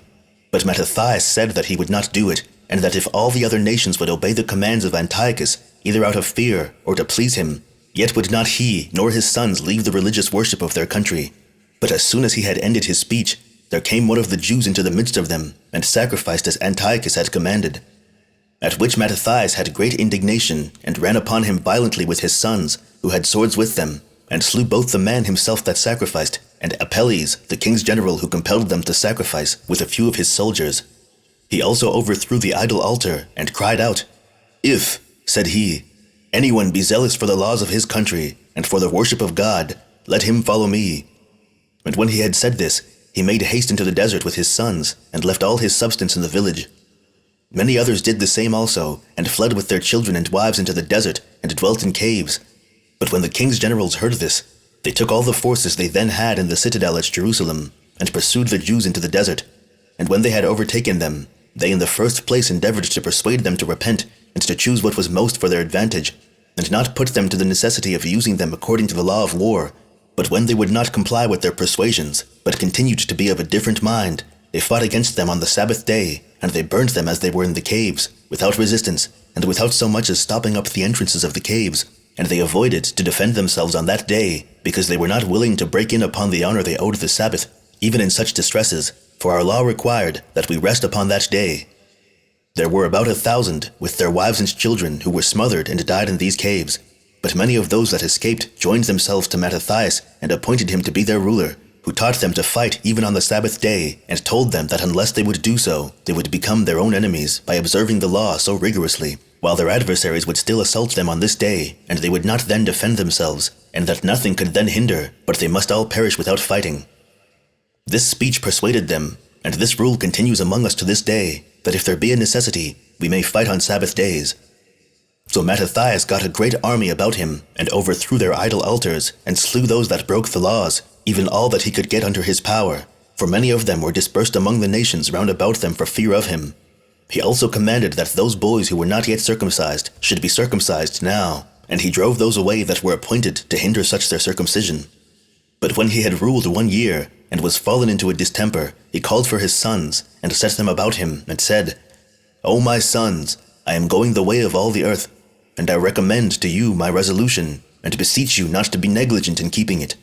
but to be mindful of the desires of him who begat you, and brought you up, and to preserve the customs of your country, and to recover your ancient form of government, which is in danger of being overturned, and not to be carried away with those that either by their own inclination, or out of necessity betray it,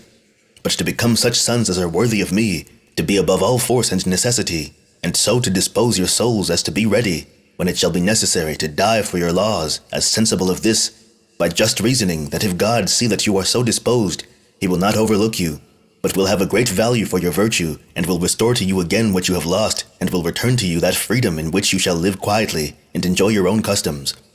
Your bodies are mortal, and subject to fate, but they receive a sort of immortality by the remembrance of what actions they have done. And I would have you so in love with this immortality, that you may pursue after glory, and that when you have undergone the greatest difficulties, you may not scruple for such things to lose your lives. I exhort you especially to agree one with another, and in what excellency any one of you exceeds another, to yield to him so far, and by that means to reap the advantage of everyone's own virtues. Do you then esteem Simon as your father, for he is a man of extraordinary prudence, and be governed by him in what counsels he gives you. Take Maccabeus for the general of your army, because of his courage and strength, for he will avenge your nation, and will bring vengeance on your enemies. Admit among you the righteous and religious, and augment their power. When Mattathias had thus discoursed to his sons, and had prayed to God to be their assistant, and to recover to the people their former constitution, he died a little afterward, and was buried at Modin, all the people making a great lamentation for him. Whereupon his son Judas took upon him the administration of public affairs in the 146th year, and thus, by the ready assistance of his brethren and of others, Judas cast their enemies out of the country, and put those of their own country to death who had transgressed its laws, and purified the land of all the pollutions that were in it. Chapter 7. How Judas overthrew the forces of Apollonius and Siron, and killed the generals of their armies themselves, and how, when a little while afterwards Lysias and Georgius were beaten, he went up to Jerusalem and purified the temple. When Apollonius, the general of the Samaritan forces, heard this, he took his army and made haste to go against Judas, who met him and joined battle with him and beat him, and slew many of his men, and among them Apollonius himself their general, whose sword being that which he happened then to wear, he seized upon and kept for himself. But he wounded more than he slew, and took a great deal of prey from the enemy's camp, and went his way. But when Siron, who was general of the army of Celesyria, heard that many had joined themselves to Judas, and that he had about him an army sufficient for fighting and for making war, he determined to make an expedition against him, as thinking it became him to endeavor to punish those that transgressed the king's injunctions. He then got together an army as large as he was able, and joined to it the runagate and wicked Jews, and came against Judas. He then came as far as Beth-horon, a village of Judea, and there pitched his camp. Upon which Judas met him, and when he intended to give him battle, he saw that his soldiers were backward to fight, because their number was small, and because they wanted food, for they were fasting. He encouraged them, and said to them that victory and conquest of enemies are not derived from the multitude in armies, but in the exercise of piety towards God, and that they had the plainest instances in their forefathers, who, by their righteousness, and exerting themselves on behalf of their own laws and their own children, had frequently conquered many 10,000s, for innocence is the strongest army. By this speech he induced his men to condemn the multitude of the enemy, and to fall upon Siron, and upon joining battle with him, he beat the Syrians, and when their general fell among the rest, they all ran away with speed, as thinking that to be their best way of escaping. So he pursued them unto the plain, and slew about 800 of the enemy, but the rest escaped to the region which lay near to the sea. When King Antiochus heard of these things, he was very angry at what had happened. So he got together all his own army, with many mercenaries whom he had hired from the islands, and took them with him, and prepared to break into Judea about the beginning of the spring. But when, upon his mustering his soldiers, he perceived that his treasures were deficient, and there was a want of money in them, for all the taxes were not paid, by reason of the seditions there had been among the nations, he having been so magnanimous and so liberal that what he had was not sufficient for him. He therefore resolved first to go into Persia and collect the taxes of that country. Hereupon he left one whose name was Lysias, who was in great repute with him, governor of the kingdom, as far as the bounds of Egypt and of the lower Asia, and reaching from the river Euphrates, and committed to him a certain part of his forces and of his elephants, and charged him to bring up his son Antiochus with all possible care until he came back, and that he should conquer Judea, and take its inhabitants for slaves, and utterly destroy Jerusalem, and abolish the whole nation. And when King Antiochus had given these things in charge to Lysias, he went into Persia, and at the 147th year he passed over Euphrates, and went to the superior provinces. Upon this, Lysias chose Ptolemy, the son of Dorimenes, and Nicanor, and Georgius, very potent men among the king's friends, and delivered to them 40,000 foot soldiers, and 7,000 horsemen, and sent them against Judea, who came as far as the city Emmaus, and pitched their camp in the plain country. There came also to them auxiliaries out of Syria and the country round about, as also many of the runagate Jews, and besides these came some merchants to buy those that should be carried captives, having bonds with them to bind those that should be made prisoners, with that silver and gold which they were to pay for their price.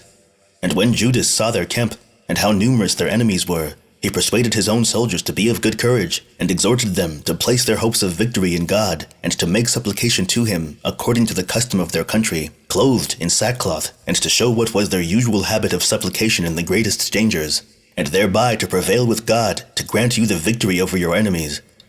So he set them in their ancient order of battle, used by their forefathers, under their captains of thousands, and other officers, and dismissed such as were newly married, as well as those that had newly gained possessions, that they might not fight in a cowardly manner, out of an inordinate love of life, in order to enjoy those blessings. When he had thus disposed his soldiers, he encouraged them to fight by the following speech, which he made to them. O my fellow soldiers,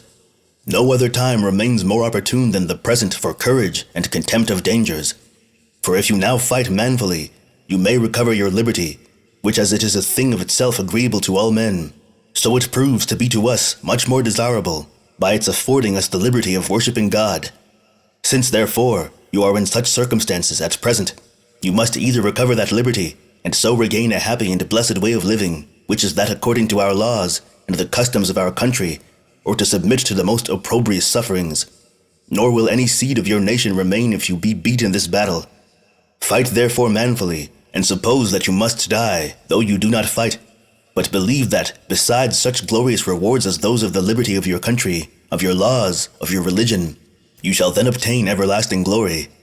Prepare yourselves therefore, and put yourselves into such an agreeable posture, that you may be ready to fight with the enemy as soon as it is day tomorrow morning. And this was the speech which Judas made to encourage them.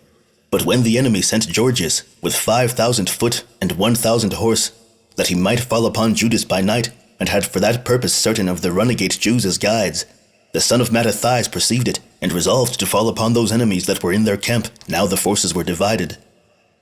When they had therefore supped in good time, and had left many fires in their camp, he marched all night to those enemies that were at Emmaus, so that when Georgius found no enemy in their camp, but suspected that they were retired, and had hidden themselves among the mountains, he resolved to go and seek them wheresoever they were.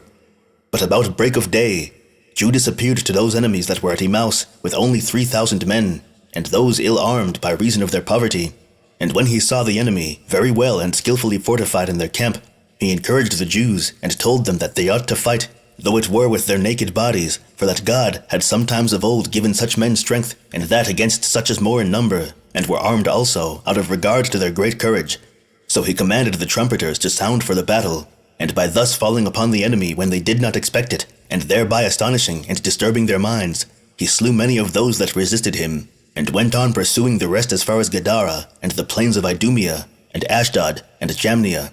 And of these there fell about 3,000. Yet did Judas exhort his soldiers not to be too desirous of the spoils, for that still they must have a contest and battle with Georgius, and the forces that were with him, but that when they had once overcome them, then they might securely plunder the camp, because they were the only enemies remaining, and they expected no others. And just as he was speaking to his soldiers, Georgius's men looked down into that army which they left in their camp, and saw that it was overthrown, and the camp burnt. for the smoke that arose from it showed them, even when they were a great way off, what had happened. When, therefore, those that were with Georgius understood that things were in this posture, and perceived that those that were with Judas were ready to fight them, they also were affrighted and put to flight. But then Judas, as though he had already beaten Georgius's soldiers without fighting, returned and seized on the spoils. He took a great quantity of gold and silver, and purple and blue, and then returned home with joy and singing hymns to God for their good success, for this victory greatly contributed to the recovery of their liberty. Hereupon, Lysias was confounded at the defeat of the army which he had sent, and the next year he got together 60,000 chosen men. He also took 5,000 horsemen, and fell upon Judea, and he went up to the hill country of Bethsur, a village of Judea, and pitched his camp there, where Judas met him with 10,000 men. And when he saw the great number of his enemies, he prayed to God that he would assist him, and joined battle with the first of the enemy that appeared, and beat them, and slew about 5,000 of them, and thereby became terrible to the rest of them. Nay, indeed, Lysias, observing the great spirit of the Jews, how they were prepared to die rather than lose their liberty, and being afraid of their desperate way of fighting, as if it were real strength, he took the rest of the army back with him, and returned to Antioch, where he listed foreigners into the service, and prepared to fall upon Judea with a greater army. When, therefore, the generals of Antiochus's armies had been beaten so often, Judas assembled the people together, and told them that after these many victories which God had given them, they ought to go up to Jerusalem, and purify the temple, and offer the appointed sacrifices. But as soon as he, with the whole multitude, was come to Jerusalem, and found the temple deserted, and its gates burnt down, and the plants growing in the temple of their own accord, on account of its desertion, he and those that were with him began to lament, and were quite confounded at the sight of the temple. So he chose out some of his soldiers, and gave them order to fight against those guards that were in the citadel, until he should have purified the temple. When therefore he had carefully purged it, and had brought in new vessels, the candlestick, the table of showbread, and the altar of incense which were made of gold, he hung up the veils at the gates, and added doors to them. He also took down the altar of burnt offering, and built a new one of stones that he gathered together, and not of such as were hewn with iron tools. So on the 25th day of the month Caslu, which the Macedonians call Apelles, they lighted the lamps that were on the candlestick, and offered incense upon the altar of incense, and laid the loaves upon the table of showbread, and offered burnt offerings upon the new altar of burnt offering. Now it so fell out that these things were done on the very same day on which their divine worship had fallen off, and was reduced to a profane and common use after 3 years' time. For so it was that the temple was made desolate by Antiochus, and so continued for 3 years. This desolation happened to the temple in the 145th year, on the 25th day of the month Apelles, and on the 153rd Olympiad. But it was dedicated anew on the same day, the 25th of the month Apelles, in the 148th year, and on the 154th Olympiad. And this desolation came to pass according to the prophecy of Daniel, which was given 408 years before, for he declared that the Macedonians would dissolve that worship for some time. Now Judas celebrated the festival of the restoration of the sacrifices of the temple for 8 days, and omitted no sort of pleasures thereon, but he feasted them upon very rich and splendid sacrifices, and he honored God and delighted them by hymns and psalms. Nay, they were so very glad at the revival of their customs, when after a long time of intermission they unexpectedly had regained the freedom of their worship, that they made it a law for their posterity, that they should keep a festival on account of the restoration of their temple worship for 8 days. And from that time to this, we celebrate this festival, and call it Lights. I suppose the reason was because this liberty beyond our hopes appeared to us, and that thence was the name given to that festival. Judas also rebuilt the walls round about the city, and reared towers of great height against the incursions of enemies, and set guards therein. He also fortified the city Bethsura, that it might serve as a citadel against any distresses that might come from our enemies. Chapter 8. How Judas subdued the nations round about, and how Simon beat the people of Tyre and Ptolemaius,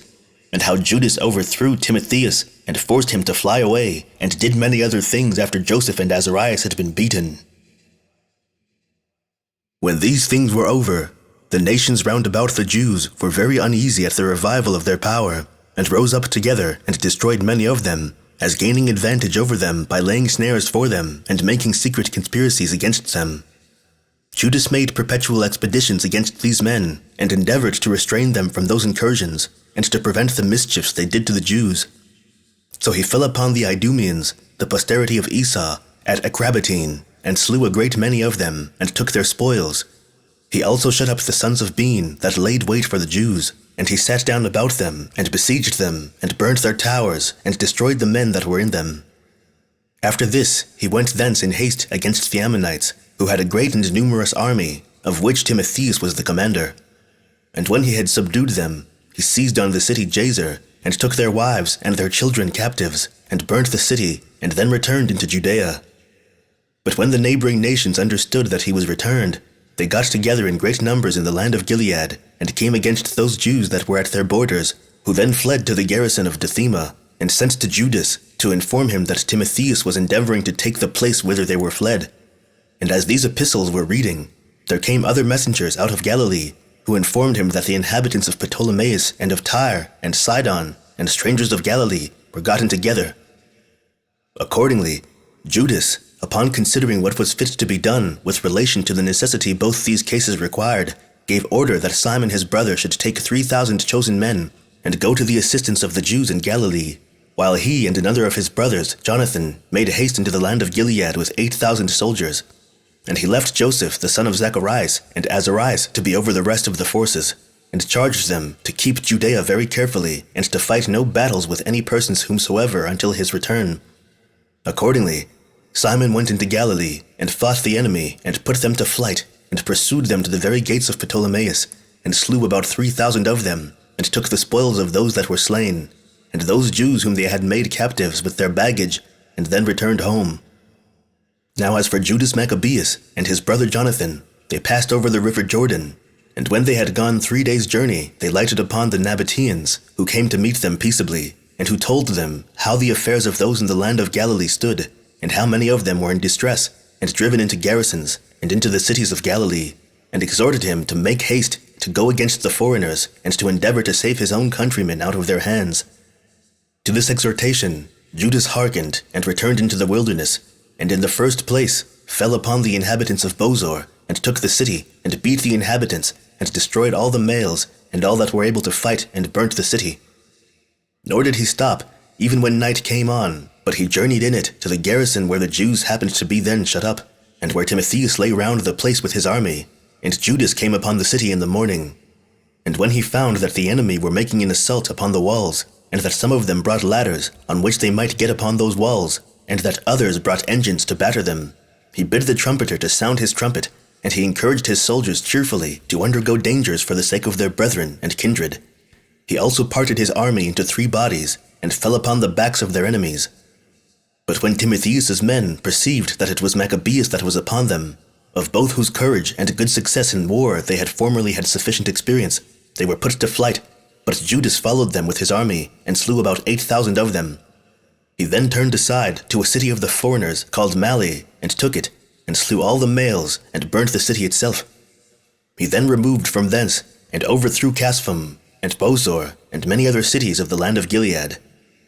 But not long after this, Timotheus prepared a great army, and took many others as auxiliaries, and induced some of the Arabians by the promise of rewards to go with him in this expedition, and came with his army beyond the brook, over against the city Raphon. And he encouraged his soldiers, if it came to a battle with the Jews, to fight courageously, and to hinder their passing over the brook. For he said to them beforehand, that if they were come over it, we shall be beaten. And when Judas heard that Timotheus prepared himself to fight, he took all his own army, and went in haste against Timotheus, his enemy. And when he had passed over the brook, he fell upon his enemies, and some of them met him, whom he slew, and others of them he so terrified, that he compelled them to throw down their arms and fly. And some of them escaped, but some of them fled to what was called the Temple of Karnaim, and hoped thereby to preserve themselves. But Judas took the city, and slew them, and burnt the temple, and so used several ways of destroying his enemies. When he had done this, he gathered the Jews together with their children and wives and the substance that belonged to them, and was going to bring them back into Judea. But as soon as he was come to a certain city, the name of which was Ephron, that lay upon the road, and as it was not possible for him to go any other way, so he was not willing to go back again, he then sent to the inhabitants, and desired that they would open their gates, and permit them to go on their way through the city, for they had stopped up the gates with stones, and cut off their passage through it. And when the inhabitants of Ephron would not agree to this proposal, he encouraged those that were with him, and encompassed the city round, and besieged it, and lying round it, by day and night, took the city, and slew every male in it, and burnt it all down, and so obtained a way through it. And the multitude of those that were slain was so great that they went over the dead bodies. So they came over Jordan, and arrived at the great plain, over against which is situate the city Bethshan, which is called by the Greeks Scythopolis. And going away hastily from thence, they came into Judea, singing psalms and hymns as they went, and indulging such tokens of mirth as are usual in triumphs upon victory. They also offered thank offerings, both for their good success and for the preservation of their army, for not one of the Jews was slain in these battles. But as to Joseph, the son of Zacharias and Azarias, whom Judas left generals of the rest of his forces, at the same time when Simon was in Galilee, fighting against the people of Ptolemaius, and Judas himself and his brother Jonathan were in the land of Gilead, did these men also affect the glory of being courageous generals in war, in order whereto they took the army that was under their command, and came to Jamnia. There Georgius, the general of the forces of Jamnia, met them, and upon joining battle with him, they lost 2,000 of their army, and fled away, and were pursued to the very borders of Judea. And this misfortune befell them by their disobedience to what injunctions Judas had given them, not to fight with anyone before his return. For besides the rest of Judas's sagacious counsels, one may well wonder at this concerning the misfortune that befell the forces commanded by Joseph and Azarias, which he understood would happen if they broke any of the injunctions he had given them. But Judas and his brethren did not leave off fighting with the Idumeans, but pressed upon them on all sides, and took from them the city of Hebron, and demolished all its fortifications, and set all its towers on fire, and burnt the country of the foreigners, and the city Marissa. They came also to Ashdod, and took it, and laid it waste, and took away a great deal of the spoils and prey that were in it, and returned to Judea. Chapter 9. Concerning the death of Antiochus Epiphanes, how Antiochus Eupator fought against Judas, and besieged him in the temple, and afterwards made peace with him, and departed. Of Alcimus and Onias. About this time it was that King Antiochus, as he was going over the upper countries, heard that there was a very rich city in Persia, called Ptolemaius, and therein a very rich temple of Diana, and that it was full of all sorts of donations dedicated to it, as also weapons and breastplates, which upon inquiry he found had been left there by Alexander, the son of Philip, king of Macedonia. And being incited by these motives, he went in haste to Ptolemaius, and assaulted it, and besieged it. But as those that were in it were not terrified at his assault, nor at his siege, but opposed him very courageously, he was beaten off his hopes. For they drove him away from the city, and went out and pursued after him, insomuch that he fled away as far as Babylon, and lost a great many of his army. And when he was grieving for this disappointment, some persons told him of the defeat of his commanders, whom he had left behind him to fight against Judea, and what strength the Jews had already gotten. When this concern about these affairs was added to the former, he was confounded, and by the anxiety he was in, fell into a distemper, which as it lasted a great while, and as his pains increased upon him, so he at length perceived he should die in a little time. So he called his friends to him, and told them that his distemper was severe upon him, and confessed withal that this calamity was sent upon him for the miseries he had brought upon the Jewish nation, while he plundered their temple and condemned their God. And when he had said this, he gave up the ghost. Whence one may wonder at Polybius of Megalopolis, who, though otherwise a good man, yet saith that Antiochus died because he had a purpose to plunder the temple of Diana in Persia, for the purposing to do a thing, but not actually doing it, is not worthy of punishment. But if Polybius could think that Antiochus thus lost his life on that account, it is much more probable that this king died on account of his sacrilegious plundering of the temple at Jerusalem. But we will not contend about this matter with those who may think that the cause assigned by this Polybius of Megalopolis is nearer the truth than that assigned by us. However, Antiochus, before he died, called for Philip, who was one of his companions, and made him the guardian of his kingdom, and gave him his diadem, and his garment, and his ring, and charged him to carry them, and deliver them to his son Antiochus, and desired him to take care of his education, and to preserve the kingdom for him. This Antiochus died in the 149th year, but it was Lysias that declared his death to the multitude, and appointed his son Antiochus to be king, of whom at present he had the care, and called him Eupator. At this time it was that the garrison in the citadel at Jerusalem, with the Jewish renegades, did a great deal of harm to the Jews. For the soldiers that were in that garrison rushed out upon the sudden and destroyed such as were going up to the temple in order to offer their sacrifices, for this citadel adjoined to and overlooked the temple. When these misfortunes had often happened to them, Judas resolved to destroy that garrison, whereupon he got all the people together and vigorously besieged those that were in the citadel. This was in the 150th year of the dominion of the Seleucidae. So he made engines of war and erected bulwarks and very zealously pressed on to take the citadel.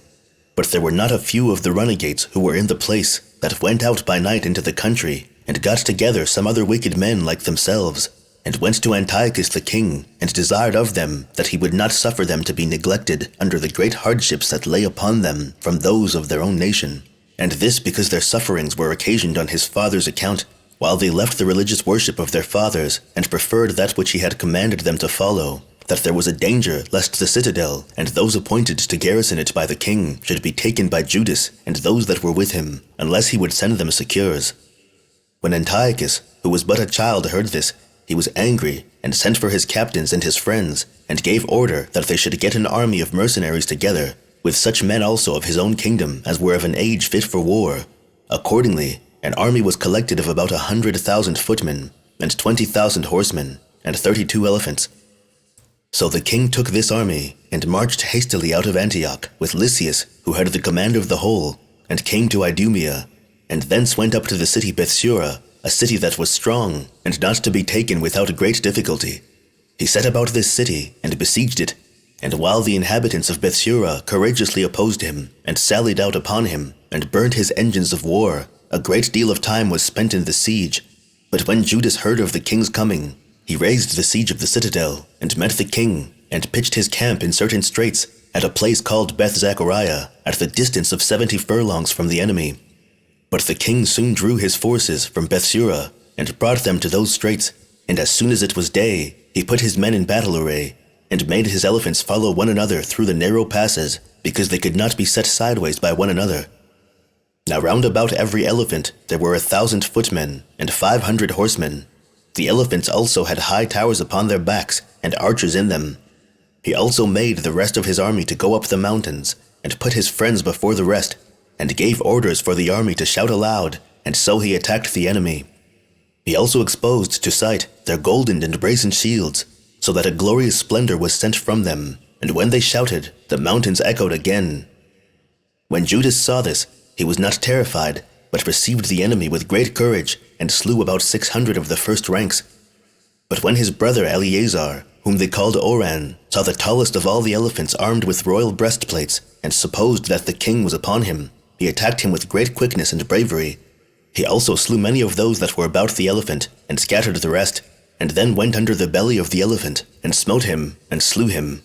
So the elephant fell upon Eleazar, and by his weight crushed him to death. And thus did this man come to his end, when he had first courageously destroyed many of his enemies. But Judas, seeing the strength of the enemy, retired to Jerusalem, and prepared to endure a siege. As for Antiochus, he sent part of his army to Bethsura to besiege it, and with the rest of his army he came against Jerusalem. But the inhabitants of Bethsura were terrified at his strength, and seeing that their provisions grew scarce, they delivered themselves up on the security of oaths that they should suffer no hard treatment from the king. And when Antiochus had thus taken the city, he did them no other harm than sending them out naked. He also placed a garrison of his own in the city. But as for the temple of Jerusalem, he lay at its siege a long time, while they within bravely defended it. For what engines soever the king set against them, they set other engines again to oppose them. But then their provisions failed them. What fruits of the ground they had laid up were spent, and the land being not plowed that year continued unsowed, because it was the 7th year, on which, by our laws, we are obliged to let it lie uncultivated. And withal, so many of the besieged ran away for want of necessaries, that but a few only were left in the temple. And these happened to be the circumstances of such as were besieged in the temple. But then, because Lysias, the general of the army, and Antiochus the king, were informed that Philip was coming upon them out of Persia, and was endeavoring to get the management of public affairs to himself, they came into these sentiments to leave the siege, and to make haste to go against Philip. Yet did they resolve not to let this be known to the soldiers or the officers, But the king commanded Lysias to speak openly to the soldiers and the officers, without saying a word about the business of Philip, and to intimate to them that a siege would be very long, and that the place was very strong, that they were already in want of provisions, that many affairs of the kingdom wanted regulation, and that it was much better to make a league with the besieged, and to become friends to their whole nation by permitting them to observe the laws of their fathers, while they broke out into this war only because they were deprived of them, and so to depart home. When Lysias had discoursed thus with them, both the army and the officers were pleased with this resolution. Accordingly, the king sent to Judas and to those that were with him, and promised to give them peace, and to permit them to make use of and live according to the laws of their fathers, and they very gladly received his proposals. And when they had gained security upon oath for their performance, they went out of the temple. But when Antiochus came into it, and saw how strong the place was, he broke his oaths, and ordered his army that was there to pluck down the walls to the ground, and when he had so done, he returned to Antioch. He also carried with him Ananias the high priest, who was called Menelaus, for Lysias advised the king to slay Menelaus if he would have the Jews be quiet, and cause him no further disturbance, for that this man was the origin of all the mischief the Jews had done them, by persuading his father to compel the Jews to leave the religion of their fathers. So the king sent Menelaus to Berea, a city of Syria, and there had him put to death when he had been high priest 10 years. He had been a wicked and an impious man, and in order to get the government to himself, had compelled his nation to transgress their own laws. After the death of Menelaus, Alcimus, who was also called Josephus, was made high priest. But when King Antiochus found that Philip had already possessed himself of the government, he made war against him and subdued him and took him and slew him. Now as to Onias, the son of the high priest, who, as we before informed you, was left a child when his father died, when he saw that the king had slain his uncle Menelaus, and give the high priesthood to Alcimus, who was not of the high priest stock, but was induced by Lysias to translate that dignity from his family to another house, he fled to Ptolemy, king of Egypt. And when he found he was in great esteem with him, and with his wife Cleopatra, he desired and obtained a place in the Nomus of Heliopolis, wherein he built a temple like to that at Jerusalem, of which, therefore, we shall hereafter give an account in a place more proper for it. Chapter 10.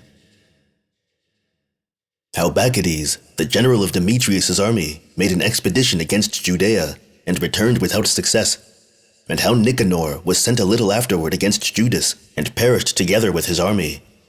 as also concerning the death of Alcimus, and the succession of Judas.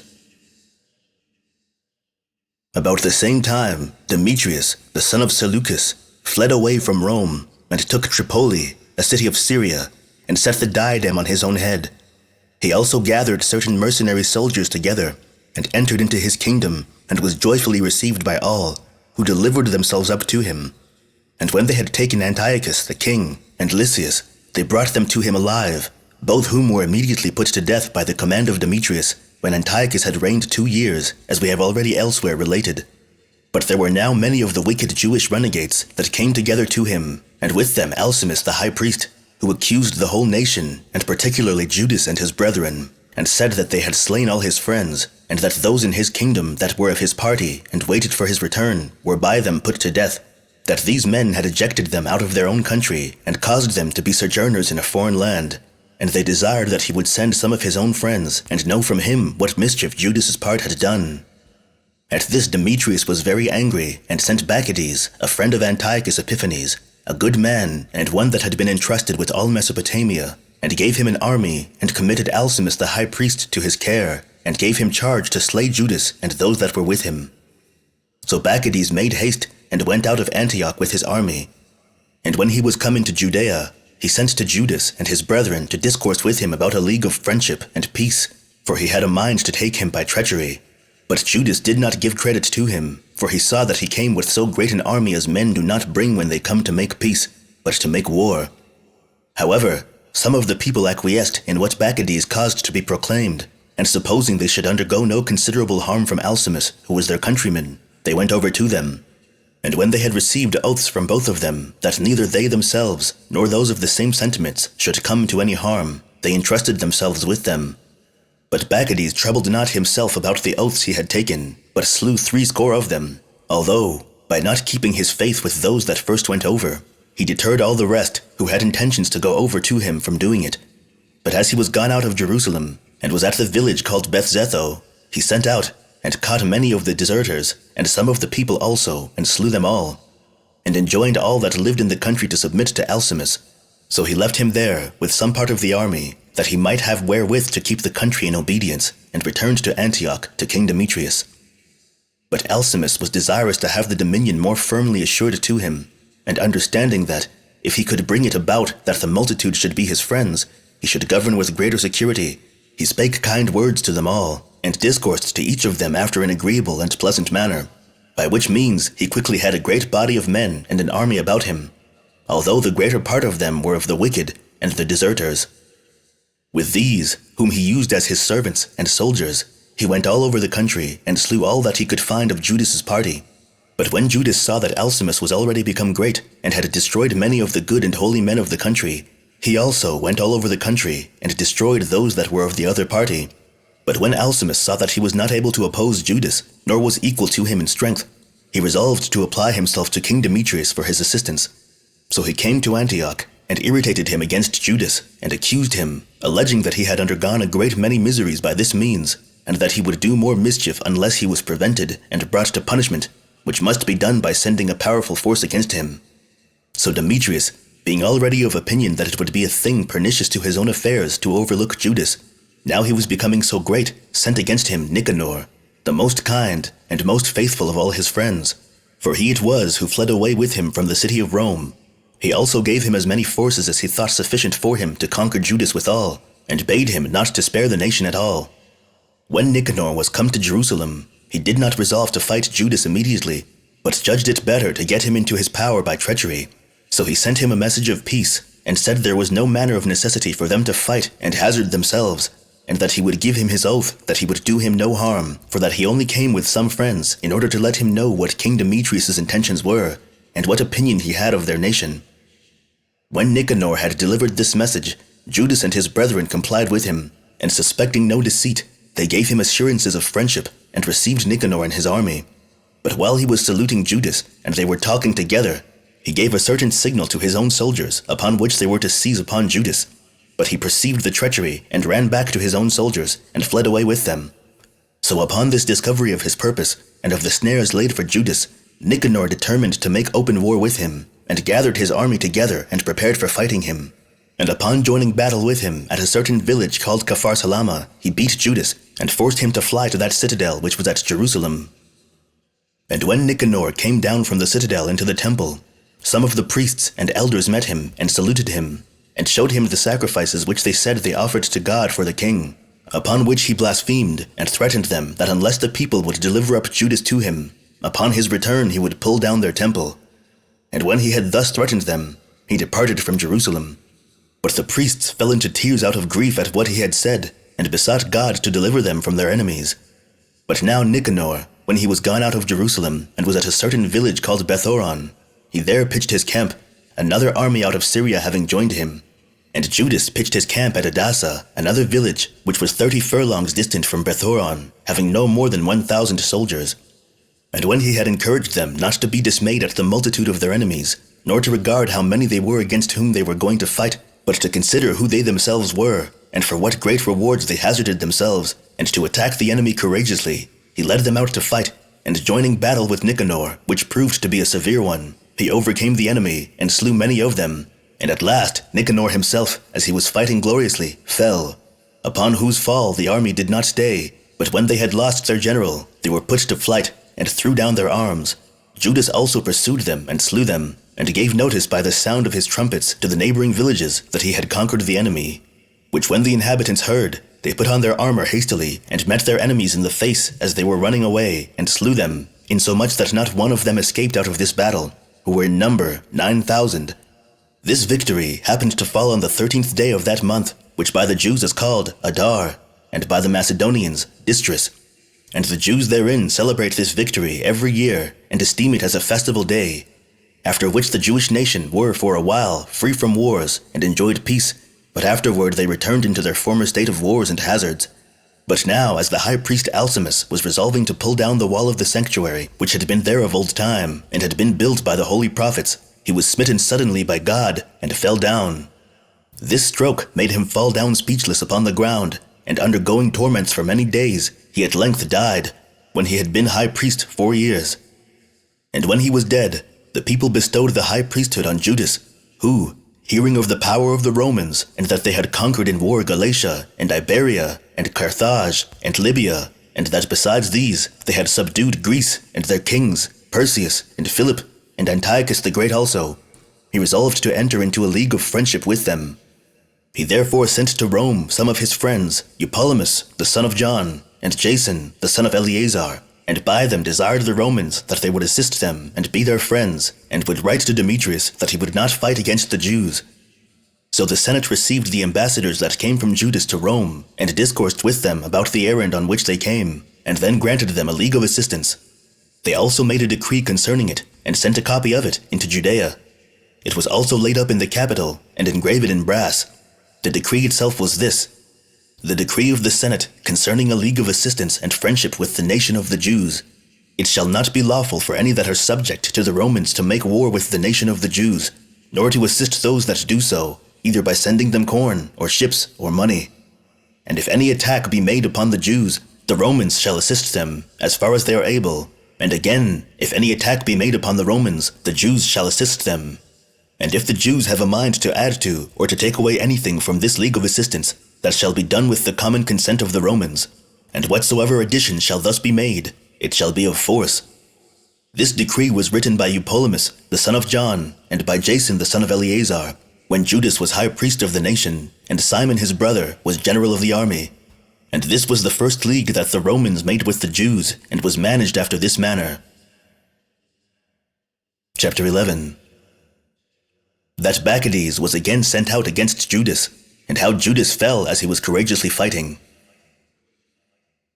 But when Demetrius was informed of the death of Nicanor, and of the destruction of the army that was with him, he sent Bacchides again with an army into Judea, who marched out of Antioch, and came into Judea, and pitched his camp at Arbela, a city of Galilee, and having besieged and taken those that were in caves, for many of the people fled into such places, he removed and made all the haste he could to Jerusalem.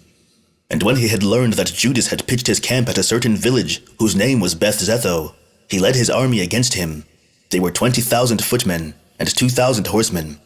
Now Judas had no more soldiers than 1,000. When these saw the multitude of Bacchides' men, they were afraid, and left their camp, and fled away excepting 800. Now when Judas was deserted by his own soldiers, and the enemy pressed upon him, and gave him no time to gather his army together, he was disposed to fight with Bacchides' army, though he had but 800 men with him. So he exhorted these men to undergo the danger courageously, and encouraged them to attack the enemy. And when they said they were not a body sufficient to fight so great an army, and advised that they should retire now and save themselves, and that when he had gathered his own men together, then he fall upon the enemy afterwards, his answer was this: "Let not the sun ever see such a thing, that I should show my back to the enemy. And although this be the time that will bring me to my end, and I must die in this battle, I will rather stand to it courageously, and bear whatsoever comes upon me, than by now running away bring reproach upon my former great actions, or tarnish their glory." This was the speech he made to those that remained with him, and whereby he encouraged them to attack the enemy. But Bacchides drew his army out of their camp, and put them in array for the battle. He set the horsemen on both the wings, and the light soldiers and the archers he placed before the whole army, but was himself on the right wing. And when he had thus put his army in order of battle, and was going to join battle with the enemy, he commanded the trumpeter to give a signal of battle, and the army to make a shout, and to fall on the enemy. And when Judas had done the same, he joined battle with them. And as both sides fought valiantly, and the battle continued till sunset, Judas saw that Bacchides and the strongest part of the army was in the right wing, and thereupon took the most courageous men with him, and ran upon that part of the army, and fell upon those that were there, and broke their ranks, and drove them into the middle, and forced them to run away, and pursued them as far as to a mountain called Azah. But when those of the left wing saw that the right wing was put to flight, they encompassed Judas, and pursued him, and came behind him, and took him into the middle of their army. So not being able to fly, but he and those that were with him fought, and when he had slain a great many of those that came against him, he at last was himself wounded, and fell, and gave up the ghost, and died in a way like to his former famous actions. When Judas was dead, those that were with him had no one whom they could regard as their commander, but when they saw themselves deprived of such a general, they fled. But Simon and Jonathan, Judas's brethren, received his dead body by a treaty from the enemy, and carried it to the village Modin, where their father had been buried, and there buried him, while the multitude lamented him many days, and performed the usual solemn rites of a funeral to him. And this was the end that Judas came to. He had been a man of valor, and a great warrior, and mindful of all the commands of their father Mattathias, and had undergone all difficulties, both in doing and suffering, for the liberty of his countrymen. And when his character was so excellent while he was alive, he left behind him a glorious reputation and memorial by gaining freedom for his nation and delivering them from a slavery under the Macedonians. And when he had retained the high priesthood 3 years, he died. End of Book 12.